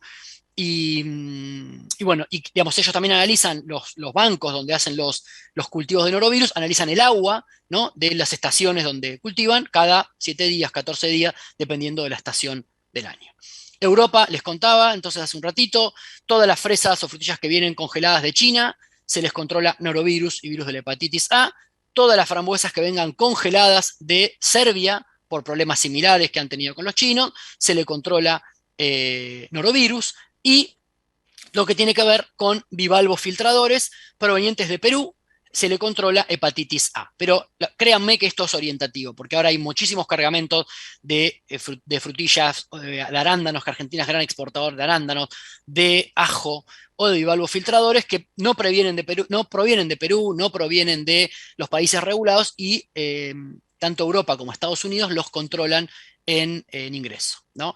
Pero quizá algo de lo más importante, a ver, la legislación por supuesto que la tenemos que cumplir para todo lo que tiene que ver con el mercado interno. En el caso de Argentina no tenemos nada de legislación para norovirus, pero lo que hay son los estándares privados de comercialización. Yo quiero exportar, el que compra y el que paga me pone la especificación. Y por ejemplo, esto es una especificación que tienen clientes de acá de Argentina para exportar yogures que tengan frutas frescas o algún tipo de batidos o productos en base a frutas congelados. ¿Qué se les exige? Que hagan un análisis de riesgo y que busquen coliformes y el virus de la hepatitis A y norovirus por el método ISO que recién vimos, y la especificación habla de ausencia de virus en 50 gramos. Con lo cual, les conté, son estructuras resistentes. Por supuesto que colabora el calor, colabora la desinfección, colabora un montón de cosas, pero la verdad está en trabajar en prevención. ¿Y en dónde en prevención? Yo diría en establecer políticas que, por ejemplo, exijan a los trabajadores que se queden en sus casas cuando hayan tenido diarrea, vómitos, digamos, por lo menos 2 días después de que desaparezcan los síntomas. Y esto, por supuesto, que hay que trabajarlo a nivel de la patronal para que sean días que los tengan cubiertos, ¿no? Las personas que hayan estado o que estén en contacto, mejor dicho, con alimentos y que hayan tenido síntomas compatibles con virus, deberían informar a los supervisores, ¿no? que tuvieron vómitos, que tuvieron diarrea. Deberían incorporar el lavado de manos responsable, no es así nomás, sino hacerlo con ganas, ¿no? Y bien, en especial después de ir al baño, limpiar y desinfectar regularmente las superficies y ser conscientes del riesgo que conlleva haber tenido una diarrea o haber tenido un vómito y luego estar en un puesto de manipulación de alimentos, sobre todo aquellos que se consumen crudos, ¿no? Trabajar fuertemente en la identificación temprana de los virus en alimentos y o en superficie, eso es algo que no se hace. Nosotros recién ahora estamos trabajando en un programa desde CIATI con la ASAL, que es la Agencia Santafesina de Seguridad Alimentaria, que es la primera de las provincias que dijo: yo quiero interiorizarme en el tema viral y quiero avanzar hacia la implementación de un programa, ¿no? Vamos a ver en qué termina, pero están con muchas ganas de implementar un programa de control de virus en alimentos, trabajar en la vacunación, como les contaba. Si bien la vacunación tuvo mucho efecto, en los últimos años se ha visto que, producto de estas nuevas tendencias por ahí de no vacunarse o de dudar de la vacuna, están apareciendo nuevos casos de hepatitis A y el empleo de agua potable, ¿no? Así que bueno, esto es lo que tenía para mostrarles. Este es el equipo de trabajo de mi laboratorio, digamos, a quien agradezco todos los datos aportados y bueno. Muchas gracias. Cualquier consulta que tengan, estoy a disposición. Buenísimo. Bueno, había desaparecido yo de la charla. Juan, muy interesante todo lo que nos propusiste y como te decía en el momento que se me estaba cortando la comunicación, no terminamos de salir del COVID que vos nos trajiste estos dos nuevos virus. Así que bueno, veremos si te volvemos a invitar o no a esta charla. Agradecido, agradecido. No, quería hacerte dos consultas que nos llegaron. Una que tiene que ver con la población etaria a la que más afecta el norovirus y, por otro lado, en qué estado está el desarrollo de la vacuna para este. ¿Qué conocimientos tienen ustedes? Sí, mirá, el rango etario no hay definido. Siempre que uno habla de ETAs, habla de las poblaciones extremas, ¿viste? Niños, ancianos, pero por una cuestión de desarrollo del sistema inmune, digamos, de capacidad de hacerle frente a este tipo de sintomatología. O sea, si vos revisás bibliografía, no es que te dicen es un virus que afecta a niños o es un virus que afecta a tal. O sea, que nos puede tocar, como les mostré, si le toca a Rafael Nadal y a Messi, de ahí para abajo a cualquiera, ¿no? Y la segunda, el tema de las vacunas, está muy avanzado el asunto a nivel mundial. El tema es que lo que se ve es que la inmunidad es como corta y el virus digamos, no se le engancha del todo la vuelta. Uno dirá, bueno, pero coronavirus, COVID, sacaron la vacuna en poco tiempo y con esto no se le puede dar. Yo creo que ahora el tema de desarrollos de vacunas de ARN va a traer un nuevo enfoque para el desarrollo de norovirus. Se está cerca, pero de todas las que han sido probadas en fase 3, lo que se ve es que la respuesta inmune es media corta, ¿no? Así que todavía, por eso no están a nivel comercial. Pero bueno, están ahí, están siendo estudiadas y posiblemente el año que viene o el otro ya tengamos. Bueno, muchísimas gracias. A ustedes. Bueno, esperamos verte próximamente. Bueno, vamos a seguir. Ahora les quiero presentar a Sofía Córdoba. Ella es licenciada en Ciencia y Tecnología de los Alimentos, es jefa de calidad nacional para 4 plantas industriales del Grupo Bimbo y también en el área de atención al consumidor. Sé muy poco de ella, así que lo único que pude averiguar es que le gusta el patín y la bicicleta. Y nos va a hablar un poco de lo que son los principales desafíos en la implementación de BRC. Sofía, a vos también te damos la bienvenida, la primera vez que te tenemos en el seminario, te escuchamos. Muchas gracias, Renzo, por la presentación. Bueno, buenas tardes a todos. Muchas gracias, antes que nada, por la invitación al seminario. La verdad que agradecida y encantada. Voy a ver. Estamos. Bueno, agradecida y encantada de poder participar en este seminario que es por 8ª vez. Así que bueno, yo les voy a compartir un poco mi experiencia dentro de la industria de alimentos. Me presento rápidamente, como me presentó Renzo, siempre estuve en industrias de alimentos de consumo masivo y ahora estoy en uno de los grandes desafíos del Grupo Bimbo para poder implementar la norma BRC en las 4 plantas, en las 4 operaciones. Así que rápidamente, como para que tengan un pantallazo general, un poco de todo lo que habló tanto Gerardo como un poco también de lo que habló Juan, porque los dos tocaron temas muy puntuales, pero a la vez que tocan mucho la industria de alimentos. Voy a llevar de la parte teórica a la parte práctica a lo que vivimos todos los días en una industria de alimentos, en una planta, y contarles un poco. Bueno, primero, ¿qué es la BRC? Es una norma global de seguridad alimentaria que además de tener requisitos de seguridad alimentaria para la inocuidad, tiene requisitos de calidad, a diferencia de otras normas que no lo tienen. Es una referencia internacional, hace más de 20 años, está en más de 2.000 empresas, en 130 países, o sea que para todas las personas que están en la industria de alimentos, y directa o indirectamente, seguramente han escuchado la norma BRC o de alguna norma de seguridad alimentaria referida a GFCI. Actualmente estamos transitando la versión 8, en el 2022 se va a publicar la edición 9, seguramente con algunos cambios un poco más exigentes, con más áreas de oportunidad todavía, más trabajo, pero buen trabajo para mejores resultados. Es el estándar más exigente en cuanto a los requisitos, reconocidos por GFCI. Cuenta con 32 requisitos separados en 9 unidades, ¿sí? Yo no los voy a aburrir con todas las unidades, pero sí un poco general cuál es el desafío del Grupo Bimbo hoy para implementar esta norma.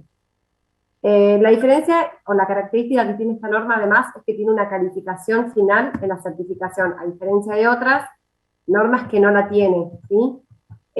Esto es a grandes rasgos, tenemos 3 tipos de no conformidades: la crítica, la mayor y la menor. Una conformidad crítica es un fallo crítico en algún cumplimiento de un requisito legal o de seguridad alimentaria.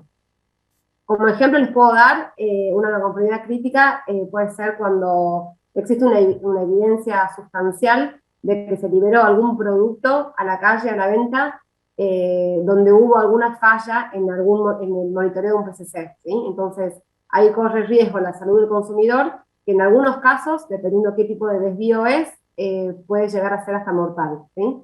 Entonces, eso se considera una no conformidad crítica cuando ya esté evidenciado y sale un producto a la venta. Una no conformidad mayor es un fallo sustancial de un requisito que puede poner en riesgo la salud del consumidor, como no, pero sigue siendo grave, hay que resolverla. ¿Sí? Una no conformidad mayor puede ser, por ejemplo, la falla de, o no cumplir con la frecuencia de la verificación del monitoreo de un PCC. O, por ejemplo, el avistamiento de una plaga dentro de un área productiva, ¿sí? Eso es mayor, es una no conformidad mayor. Y una no conformidad menor es cuando no se cumple con la totalidad de una cláusula, digamos, de la norma, pero no pone en riesgo la salud del consumidor y no altera tampoco la integridad del producto, o sea, no cambia nada en este sentido. Es la mayoría de las no conformidades que suceden en las auditorías de certificación, y son las menores, como por ejemplo, no sé, dejamos puertas y portones abiertos, no cumplimos con algo puntual, o no tenemos, por ejemplo, no sé, para las moscas en las ventanales, no me sale el nombre, perdón, los mosquiteros, o no cumplimos con, por ejemplo, la frecuencia de una calibración de algún equipo no crítico, siempre hablando de un pHímetro, una balanza, nunca un PCC, o sea, la calibración de un equipo crítico puede llegar a ser otro tipo de no conformidad.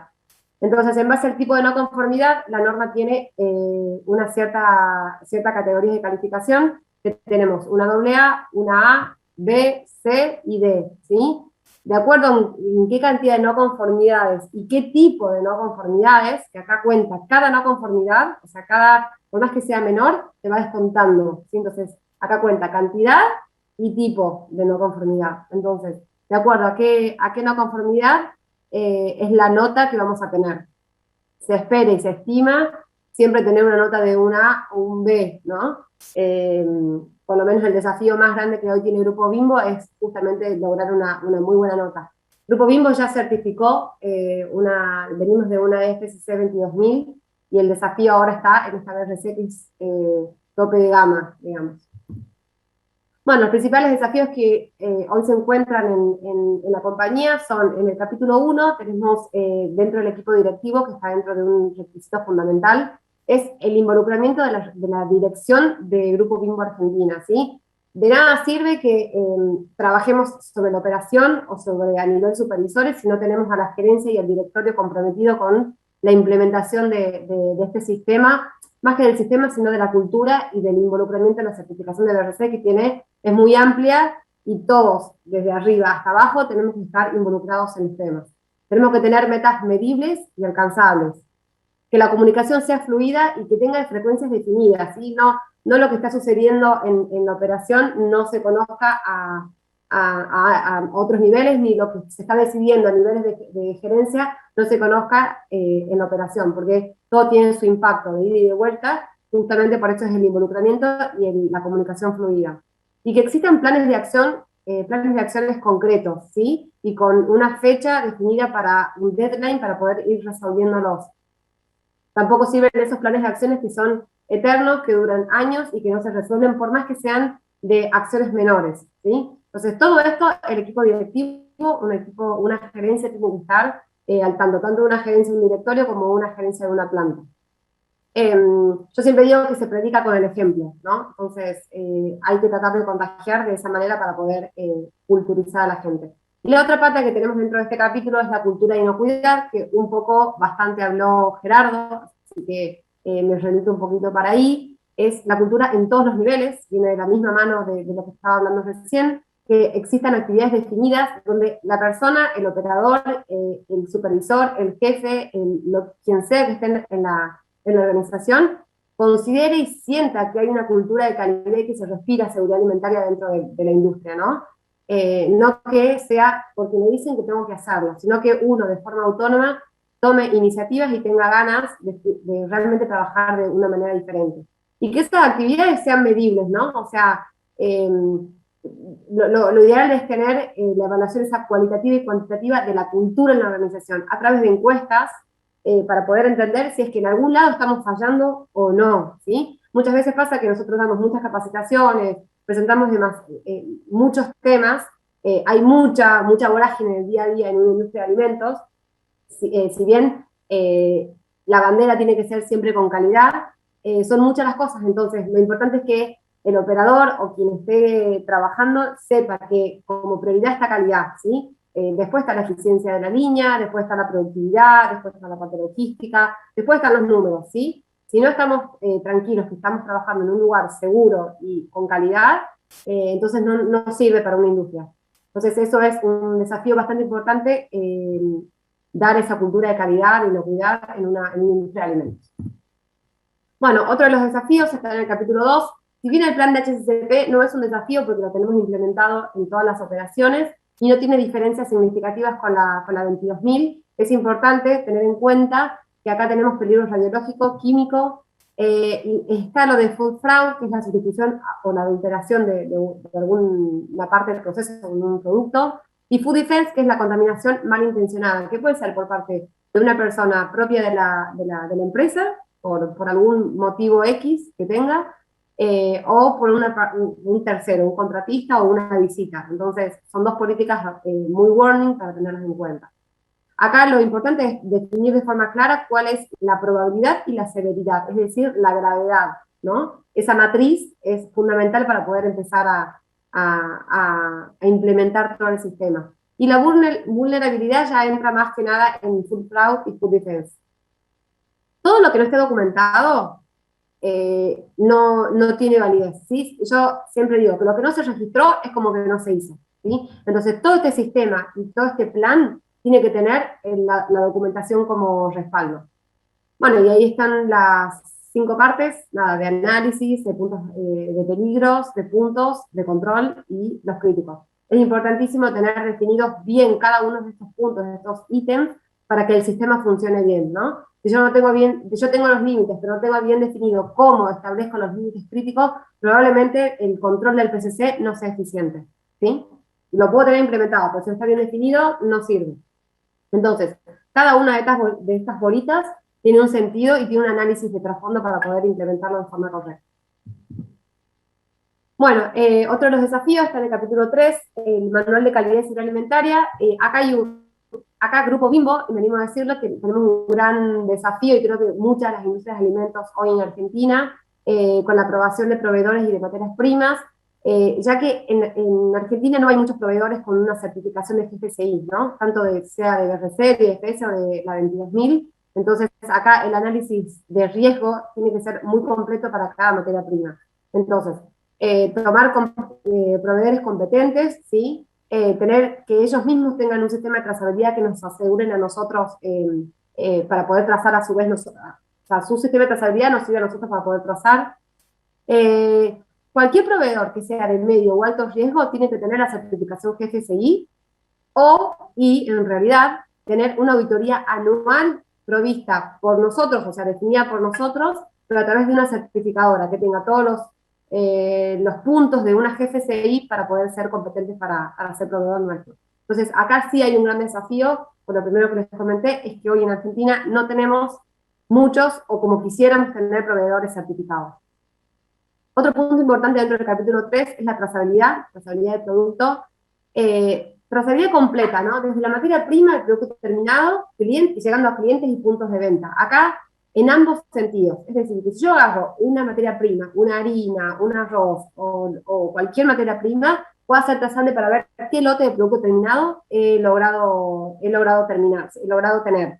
Y a su vez, si yo agarro un producto terminado que esté en un punto de venta, en un consumidor, en un supermercado, en donde seamos capaces de poder trazar hasta con qué lote de materia prima en cada una de las etapas del proceso fue elaborado, ¿sí? En ambos sentidos esto es fundamental, no es en un sentido, porque muchas veces uno confunde decir, bueno, tengo la trazabilidad porque tengo el producto terminado y llegué hasta la materia prima. No, en ambos sentidos es crucial que nos quede claro a todos. Se definen ejercicios de trazabilidad como prácticas con una frecuencia definida para poder hacer más de uno al año. Se recomienda hacer por lo menos cada 6 meses. Lo ideal sería eso, pero se trata de que sea mayor frecuencia para que sea mayor la práctica, ¿sí?, de un ejercicio de trazabilidad, y con un tiempo y un cumplimiento de 4 horas como máximo, ¿sí? Pareciera que es mucho tiempo, pero en realidad no es mucho tiempo y son muchas las áreas que tienen que interactuar para poder terminar una trazabilidad completa y tener un balance de masa como corresponde, ¿sí? Y en realidad son 4 horas y que si lo ven objetivamente, cuando ustedes dicen que supongamos que tenemos un incidente de calidad en el mercado, tenemos que hacer un recall, 4 horas, nada, es muchísimo, ¿no? O sea, sé que se iba a recuperar algo porque hay un riesgo grande para la salud del consumidor, 4 horas son muy valiosas, con lo cual es importantísimo que se pueda hacer en 4 o menos horas en su preferencia. Bueno, acá solamente les puse lo que es un lote, un conjunto de unidades de un producto que ha sido elaborado, procesado o embaladas en similares condiciones, y la identificación de un lote, que es un proceso de asignación de un único código de un código a un único lote, ¿sí? Eso, si yo no tengo el lote del producto terminado, no puedo ni empezar a trazar, ni empezar a investigar qué fue lo que pasó. Entonces, la codificación es fundamental para la trazabilidad. Bueno, capítulo 4, normas de establecimiento. Acá, importante entender las especificaciones de las instalaciones dentro de la operación, ¿sí? La infraestructura, cómo fue armada, cómo fue diseñada, que los equipos productivos estén aptos aptos alimenticios, que haya control de metales, control de cuerpos extraños, que haya un control de vidrios y plásticos quebradizos, un relevamiento en el sector y que podamos entender si es que tuvimos algún problema, de dónde se puede haber generado. Por eso hay muchos requisitos más chiquitos dentro de esto para entender, hay muchos requisitos específicos para entender cuáles pueden ser los peligros. Capítulo 5, tenemos dos desafíos importantes que se nos puse acá: control de producto en la gestión de alérgenos, que es un tema, la verdad que es un tema importantísimo en la industria de alimentos y sobre todo ahora, y siempre lo fue, ¿no?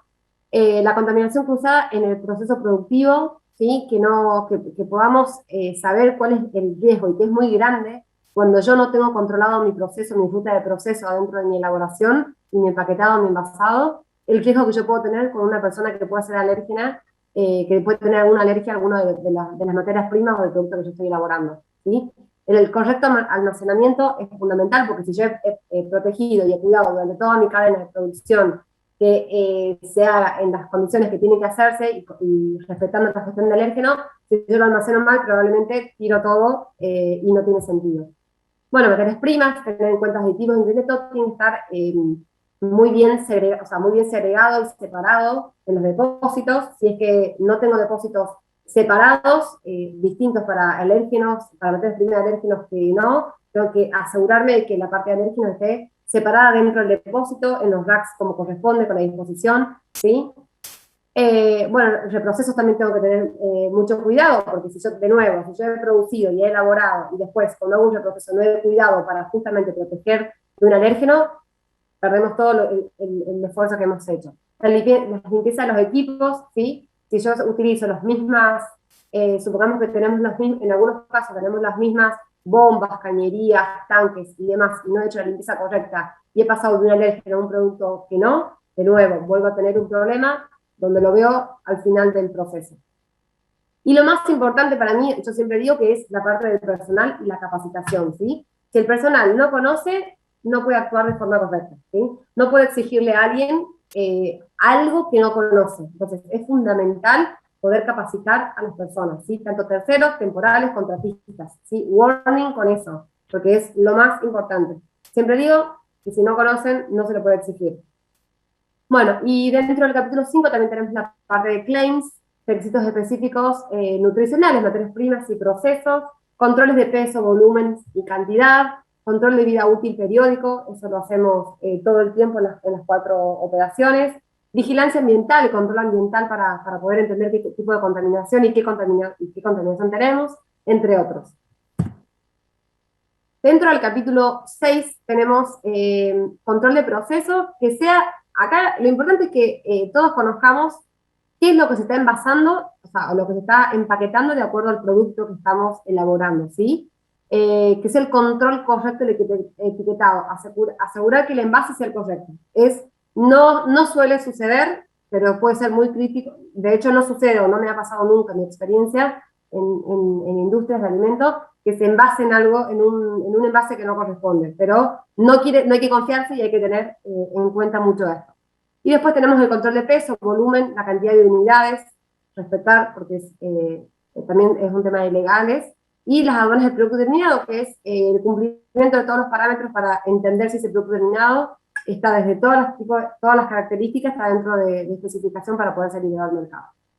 En capítulo 7, capacitación personal, capacitación del personal propio, principalmente, ¿no? Foco en un operador que maneja un PCC, que es un punto crítico de control dentro del sistema de HACCP. Más una evaluación competente para el puesto, porque lo tengo que capacitar y después asegurarme que la persona comprendió y entendió lo que significa el riesgo de manejar un PCC, ¿sí? Entonces, lo capacito y después evalúo la eficacia de esa capacitación. Y si hace falta volver a capacitar, se volverá a capacitar las veces que sea necesario para que la persona que maneja un PCC es un operador crítico. Bueno, la capacitación a los contratistas y a todos los terceros que ingresan a la planta. De nuevo, si yo controlo mi proceso y tengo personas que ingresan de afuera y no cuidan, voy a estar en un problema, ¿sí? El plan de capacitaciones tiene que estar definido y estructurado, ¿sí? Planificado en una industria de alimentos. Tenemos que tener definidas cuáles son las capacitaciones mandatorias que sí o sí tenemos que tener todos los años y reforzar y evaluar, ¿no? O sea, porque de un año a otro nos podemos olvidar o puede haber actualización sobre muchas cosas. Entonces, o modificaciones propias adentro de una operación. Entonces, con lo cual es importante que volvamos a recapacitar y a refrescar algunos conceptos. Limpieza y sanidad, fundamental. Manejo integral de plagas, ¿sí? Entender que esto, muchas veces, la mayoría de las industrias tiene un proveedor de control de plagas, pero el proveedor de control de plagas no es el encargado ni el responsable final del control de plagas interno en la planta, ¿sí? Es una ayuda para que nosotros manejemos integralmente las plagas, pero los responsables somos nosotros. Food Defense, Food Fraud, alérgenos, BPM y HACCP. Como básico y mandatorio, tener un plan anual de capacitaciones donde tengamos toda la dotación de todos nuestros empleados con las fechas, un seguimiento, el cumplimiento, ¿sí? Y quiénes son los capacitadores. Hay capacitaciones que son externas, también registrarlo, capacitaciones internas y todo lo que vaya surgiendo a medida de oportunidades durante el año. Pero de base hay que tener un plan de capacitaciones. Bueno, y acá les listé algunos requisitos específicos que están dispersos por la norma, como para que tengan un poco más, un pantallazo más general de lo que pide y es muy específica la norma. Curitas y apósitos detectables por metales. Acá lo importante es que estén validados con el detector de metales, que es el PCC que tenemos. y por cada lote que se compre de esa curita o ese apósito, tiene que ser vuelto a validar y recién se puede utilizar, ¿sí? Todo eso se lleva a través del registro. Lapiceras aptas para industrias de alimentos, la norma BRC apunta a que no pueden ser lapiceras que tengan materiales desprendibles o que tengan tapita, o que tengan el pistillo, sino que tienen que ser de una sola pieza justamente para no correr riesgos de desprendimiento de la parte de la lapicera. Controles de temperatura en el almacenamiento, frecuencias mínimas de control y un seguimiento de esto. En los depósitos, lo ideal es con un data logger, con un sistema. Footer aptos para la industria de alimentos, que no sean desprendibles, ¿sí? Con lo mismo que hablamos de las lapiceras. Control de cuerpos extraños, requisitos en filtros y tamices definidos para todas las materias primas, ¿sí? Acá hay requisitos bien específicos y cada materia prima tiene un tipo de filtro y tamiz, así que también hay que tenerlo muy en cuenta. Uso de fenómenos para el control de plagas, controles de bioluminiscencia en la limpieza, esto para justamente controlar la eficiencia y la eficacia que tuvo la limpieza en la sanidad. Informes por expertos de control de plagas, acá me animo a decir que son una ayuda, vuelvo a decir que son una ayuda para la planta, y los responsables somos nosotros. Acá el desafío está en que todos esos informes de seguimiento de tendencias estadísticas nos ayuden y nos sumen justamente para poder analizar y tomar acciones preventivas y correctivas si es que hacen falta. Bueno, la limpieza de SIP, las limpiezas de SIP son todas las limpiezas internas, ya sea de cañerías, tuberías, tanques, que es, acá lo importante es mantener siempre la concentración de la solución con la cual estoy limpiando, el tiempo de contacto entre la solución y el material que estoy limpiando, y la temperatura, ¿sí? Importantísimo eso. Y bueno, y el COP, muchas veces conocido, es toda la limpieza externa de equipos industriales. Bueno, como conclusiones del desafío de la norma BRC, yo les puedo decir que nos va a dar un orden y una estabilidad en todos nuestros procesos. Si bien existen, porque ya tenemos una certificación, la norma BRC, al ser un poco más exigente, va a terminar de dar ese círculo y ese broche de oro para que estemos incluso mejor posicionados. Resultados sustentables, importante, no es resolver un problema, cumplo con un requisito y lo dejo ahí, no, sino que sea sostenido en el tiempo y que lo podamos mantener para que justamente se convierta en una rutina y no en algo que me dijeron que tengo que hacerlo, ¿no? Algo que lo tengamos incorporado de forma natural y autónoma. Mejora la calidad de nuestros productos, sin lugar a dudas. Todo esto, toda la norma BRC y el impulso que tiene esto, nos va a mejorar nuestros productos. Garantía para nuestros consumidores y nuestros clientes, ¿sí? No es lo mismo decir soy proveedor, nosotros somos proveedores de todas las cadenas de fast food, y no es lo mismo decir tengo un proveedor que está certificado en BRC a decir no tiene ningún tipo de certificación, ningún tipo no aspira a ninguna norma, ¿sí? Entonces esto también es garantía para nuestros consumidores y clientes, como siendo proveedores. Y el posicionamiento propio de la marca, ¿no? O sea, son muchas nuestras marcas, no es solamente Bimbo, tenemos muchas otras marcas, entonces también le da un valor agregado y la pone en otra situación a la empresa y a cada una de las marcas. Así que yo puedo decirles que es un desafío grande, pero realmente emocionante, realmente desafiante sobre todo.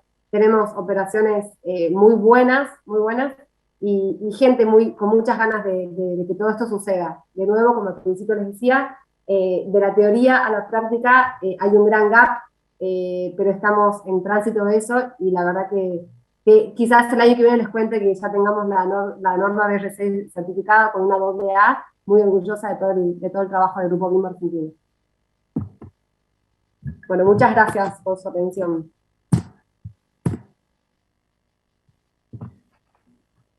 Gracias, Sofía, por compartirnos toda esta información tan completa acerca de la BRC.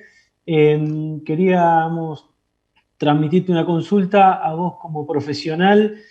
¿Cuáles son los desafíos que ves en la industria de alimentos argentina para los próximos años, dado el contexto tanto económico, mundial, que se está dando, obviamente en referencia a lo que es la inocuidad alimentaria?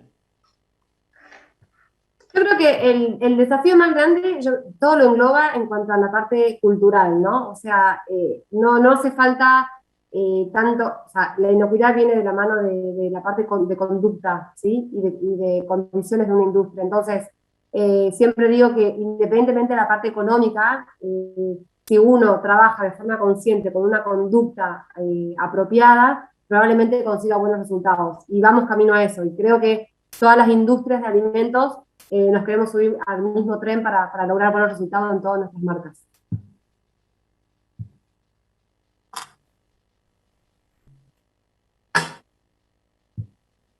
Bueno, muchísimas gracias. No, gracias a vos, Renzo.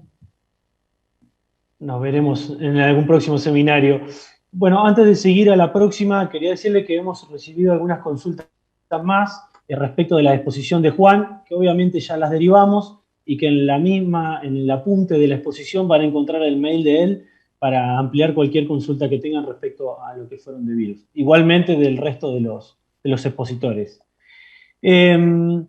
Ya para ir a la última exposición, vamos a volver con el profe Blasco, que me dejé uno de sus hobbies para lo último, así de paso relajamos antes de arrancar, ya la última tirada, que es, no sé si es la observación y fotografía de astros o algo me puede ampliar. Yo sigo sus historias de Instagram y veo de golpe estrellas, de golpe... Así que estoy aprendiendo una nueva área ahí que la tenía desconocida. Y de paso les digo que él nos va a hablar un poco de lo que es la actualidad en normas de gestión. Como siempre, dejamos para lo último todo lo que tiene que ver con tendencias. Así que bueno, Gerardo, te dejo para que cerremos. Dale, bárbaro, bárbaro. Muchas gracias, Renzo. Bueno, les voy a compartir la última charla del día. Ay, tengo que correr esto.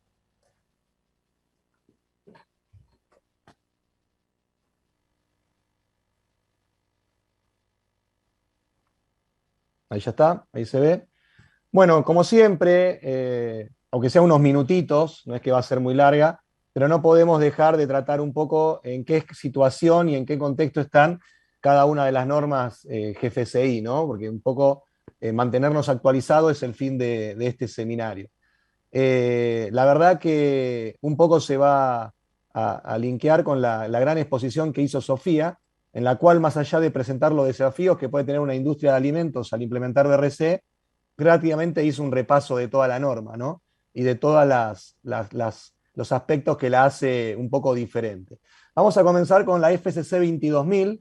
En principio, bueno, la estrella en Argentina de las normas GFCI por su cantidad. Desde abril del 2021, o sea que puede parecer alejado, yo sé que los tiempos dentro de pandemia un poco se desvirtuaron, pero en realidad todavía hay empresas que no certificaron necesariamente con todo lo nuevo, ¿no? Más allá de encima planteos que hubo de retrasos con la parte de coronavirus, etc. Pero bueno, la verdad que ya tenemos una nueva versión en donde ya se habló mucho de esto, no es la idea en este seminario, pero como ustedes saben, el principal cambio de la versión 5.1 a la versión 5, que fue la anterior, que tuvo el gran cambio de incorporar la ISO 22000-2018, son los requisitos adicionales, que esos están públicamente disponibles en la página de internet de la FCC 22000, pero que la verdad trajeron desafíos importantes, ya que se incluyó, por ejemplo, los requisitos de desarrollo, el requisito de inspección, como uno que comentaba hoy en lo que era la presentación de cultura, requisitos específicos para, por ejemplo, procesos de faena, requisitos específicos para la industria de envases, etcétera, ¿no? Logística, hay requisitos específicos hasta dependiendo del segmento de la cadena alimenticia en la que nos paremos, ¿no? Y la verdad que, bueno, actualmente, esto también está disponible en el portal, hay 345 certificados, tal vez uno más, uno menos, en Argentina, obviamente convirtiendo a la FCC 22000 en la norma reconocida GFCI, sacando de lado el HACCP, la ISO 22000 y otras, de las reconocidas GFCI, la norma más certificada en Argentina. Por eso siempre va a tener importancia. Lo que más queríamos recordarles es que en la página ustedes tienen disponible todos estos documentos, y fíjense que algunos están actualizados a febrero de 2021, pero el que no quiero que se olviden, por más de que parezca repetitivo, es que siempre tienen que estar atentos a esta lista de partes interesadas que fue actualizada por última vez en abril del 2021. si bien pareciera como que su actualización en este caso se dejó estar un poco con respecto al año pasado, que creo que se actualizó como 5 o 6 veces, siempre estén atentos porque puede actualizarse y contener requisitos que son obligatorios de cumplir en la certificación que les toque. Así que si hay, por ejemplo, una actualización ahora en noviembre y van a recibir una auditoría de certificación en diciembre, podría ser de que ya sea obligatorio o que hayan dado un tiempo de, digamos, para acomodarse, ¿no? Entonces, solamente para repetir, se mantiene que la FCC 22000 implica cumplir con los requisitos de la ISO 22000-2018, como la versión 5, la ISO 22002, que les toque según el sector que estén, por ejemplo, en la industria alimenticia, la ISO 22002 parte 1, y en la industria de envases, la ISO 22002 parte 4. Los requisitos adicionales que están disponibles en la página y que indica para cada uno de ellos qué tipo de industria, de tipo de segmento en la cadena alimenticia le aplica o no cada uno de ellos. Y esta lista de parte interesada que también encuentran en la página, con la última actualización es de abril del 2021. Como para agregarle algo y nota de color a esta actualización, si uno entra a la página y navega un poco, ¿no? Que imagino que se divierten con eso, como me divierto yo, van a poder ver que hay muchas suspensiones de certificadoras. Esto es parte del programa de integridad que tiene que requiere GFCI para sus estándares reconocidos, y esto implica que evidentemente se encontró por medio de alguna auditoría, por lo general o de alguna forma, incumplimiento en las certificadoras que hacen que le saquen la posibilidad por un tiempo de emitir certificados. Esto también pasa en BRC y también pasa en IFS. Pero la verdad que me llamó la atención la cantidad de suspensiones que hubo en 2021 y en 2020 de certificadoras por no haber cumplido, ¿no? Esto obviamente es parte, y un poco lo que quiero que lean de contexto, es que obviamente los estándares cada vez van a ir siendo un poco más exigentes a la hora de la auditoría y de la certificación, acompañado de esto, ¿no? Obviamente pretende dar transparencia a nivel mundial para una empresa certificada. Fíjense que yo estoy buscando una materia prima determinada que se venda en Argentina, entro al portal de FCC 22000 o entro al portal de BRC y puedo saber qué empresa me puede suministrar de ese insumo. Bueno, para poder dar toda esa transparencia, todos los actores que están involucrados cada vez están más sobre la lupa. Con respecto a la BRC, algo les adelantó Sofía, creo que va a ser el gran tema del año que viene, obviamente no necesariamente ahora, pero el gran tema del año que viene, que llega la versión 9, ¿no? Ya llega la versión 9, se va a publicar, como bien dijo Sofía, en el 2022, y en principios del 2023 ya todas las empresas tendrían que estar certificadas con el nuevo esquema. No dispongo actualmente de un borrador, apenas lo sepa, lo vamos a empezar en nuestras redes a comunicarlo. Probablemente sea un tema relevante en el seminario del año que viene, pero bueno, ya se viene el cambio de una nueva BRC con todo lo que eso conlleva. Si ustedes entran a los seminarios y ven tal vez el primero, 8 años atrás, van a ver que yo decía que no había mucha diferencia entre los estándares reconocidos GFCI, pero creo y concuerdo con Sofía que actualmente BRC tiene un nivel de excelencia o de exigencia un poco superior, ¿no? Y bueno, vamos a ver qué nos conlleva esta nueva versión. Lo que sí, como para darle sentido a esta charla de actualización, lo que no se espera la nueva versión, por si alguno está pensando eso, ya es un hecho las auditorías no anunciadas para cualquier esquema GFCI. Actualmente, ¿qué sabíamos? Que dentro de FCC 22000, una auditoría cada 3 años, en alguno de los 2 seguimientos del periodo del certificado de seguimiento, nos iban a realizar una auditoría no anunciada para mantener el certificado.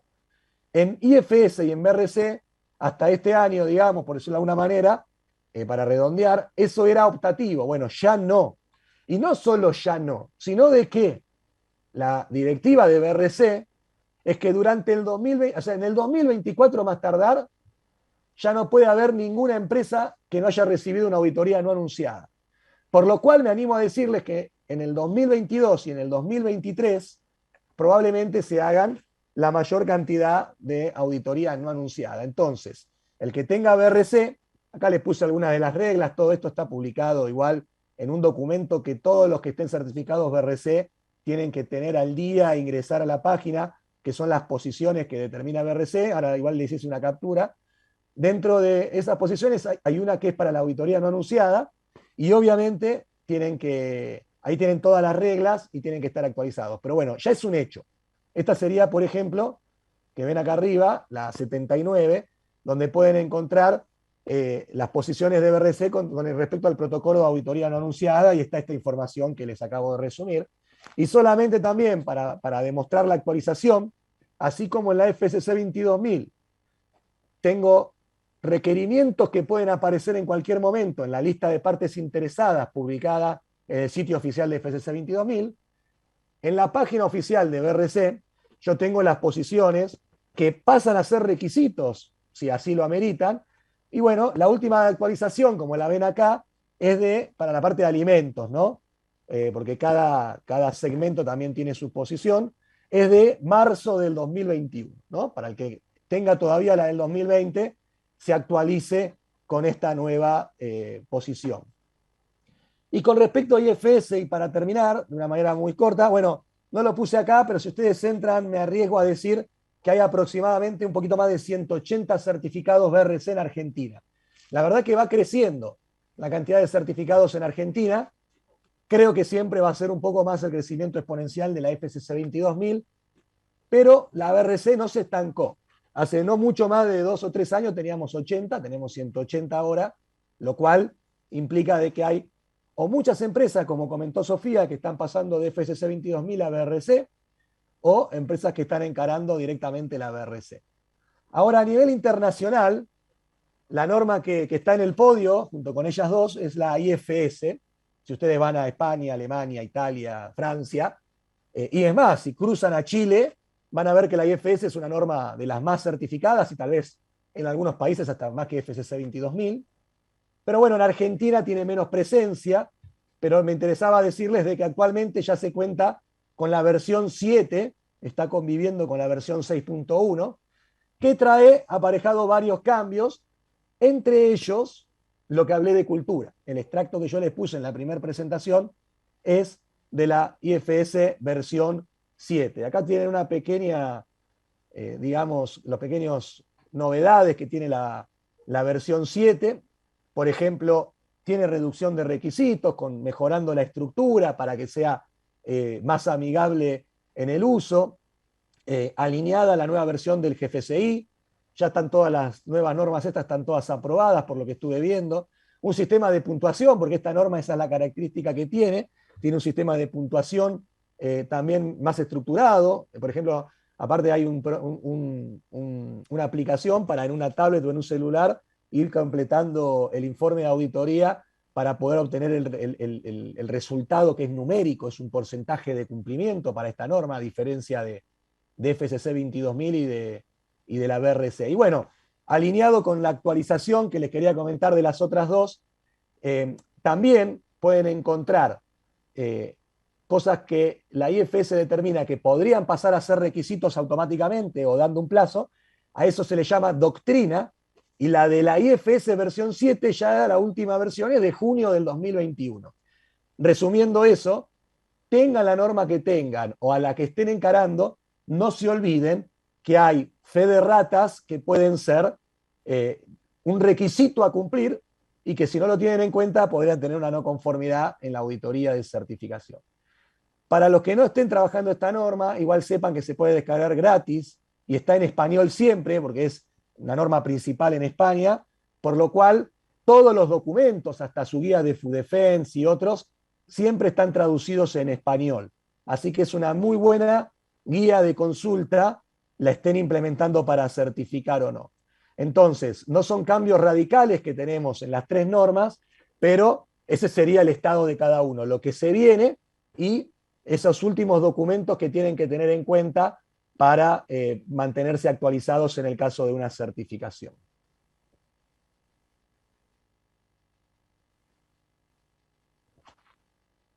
Igual, yo me quedo por si hay alguna consulta y para el cierre. No sé si hay alguna consulta, Renzo, o pasamos al cierre. Sí, no, te dejé hablar hasta el final porque total, digamos, ya tienen tu contacto para seguir con las consultas. y más que ahora ya hablamos de tendencia, simplemente agradecerles a todos, superamos más los 150 conectados, y bueno, le dejo la palabra a Gerardo para que despida este seminario y nos veremos en el próximo. Gracias, Renzo. Bueno, gracias, Renzo, la estrella en los últimos años del seminario. En nombre de las dos instituciones y de Tasker, ustedes saben que soy parte, obviamente, de la Comisión de Alimentos del CEPIA. Soy docente en la Universidad Nacional de Quilmes y en nombre, como les comenté, en lo que sería la introducción, que quizá algunos no la vieron y la verán después grabada, en nombre de Paula Seni y de toda la Universidad Nacional de Quilmes, tuvimos más de 500 inscritos, creo. No sé si Pablo me va a desmentir o no, pero la última estadística que tenía estaba en 500 inscriptos. Probablemente con el inconveniente inicial era obvio que igual todos nos iban a conectar. Les agradezco a todos el haber participado.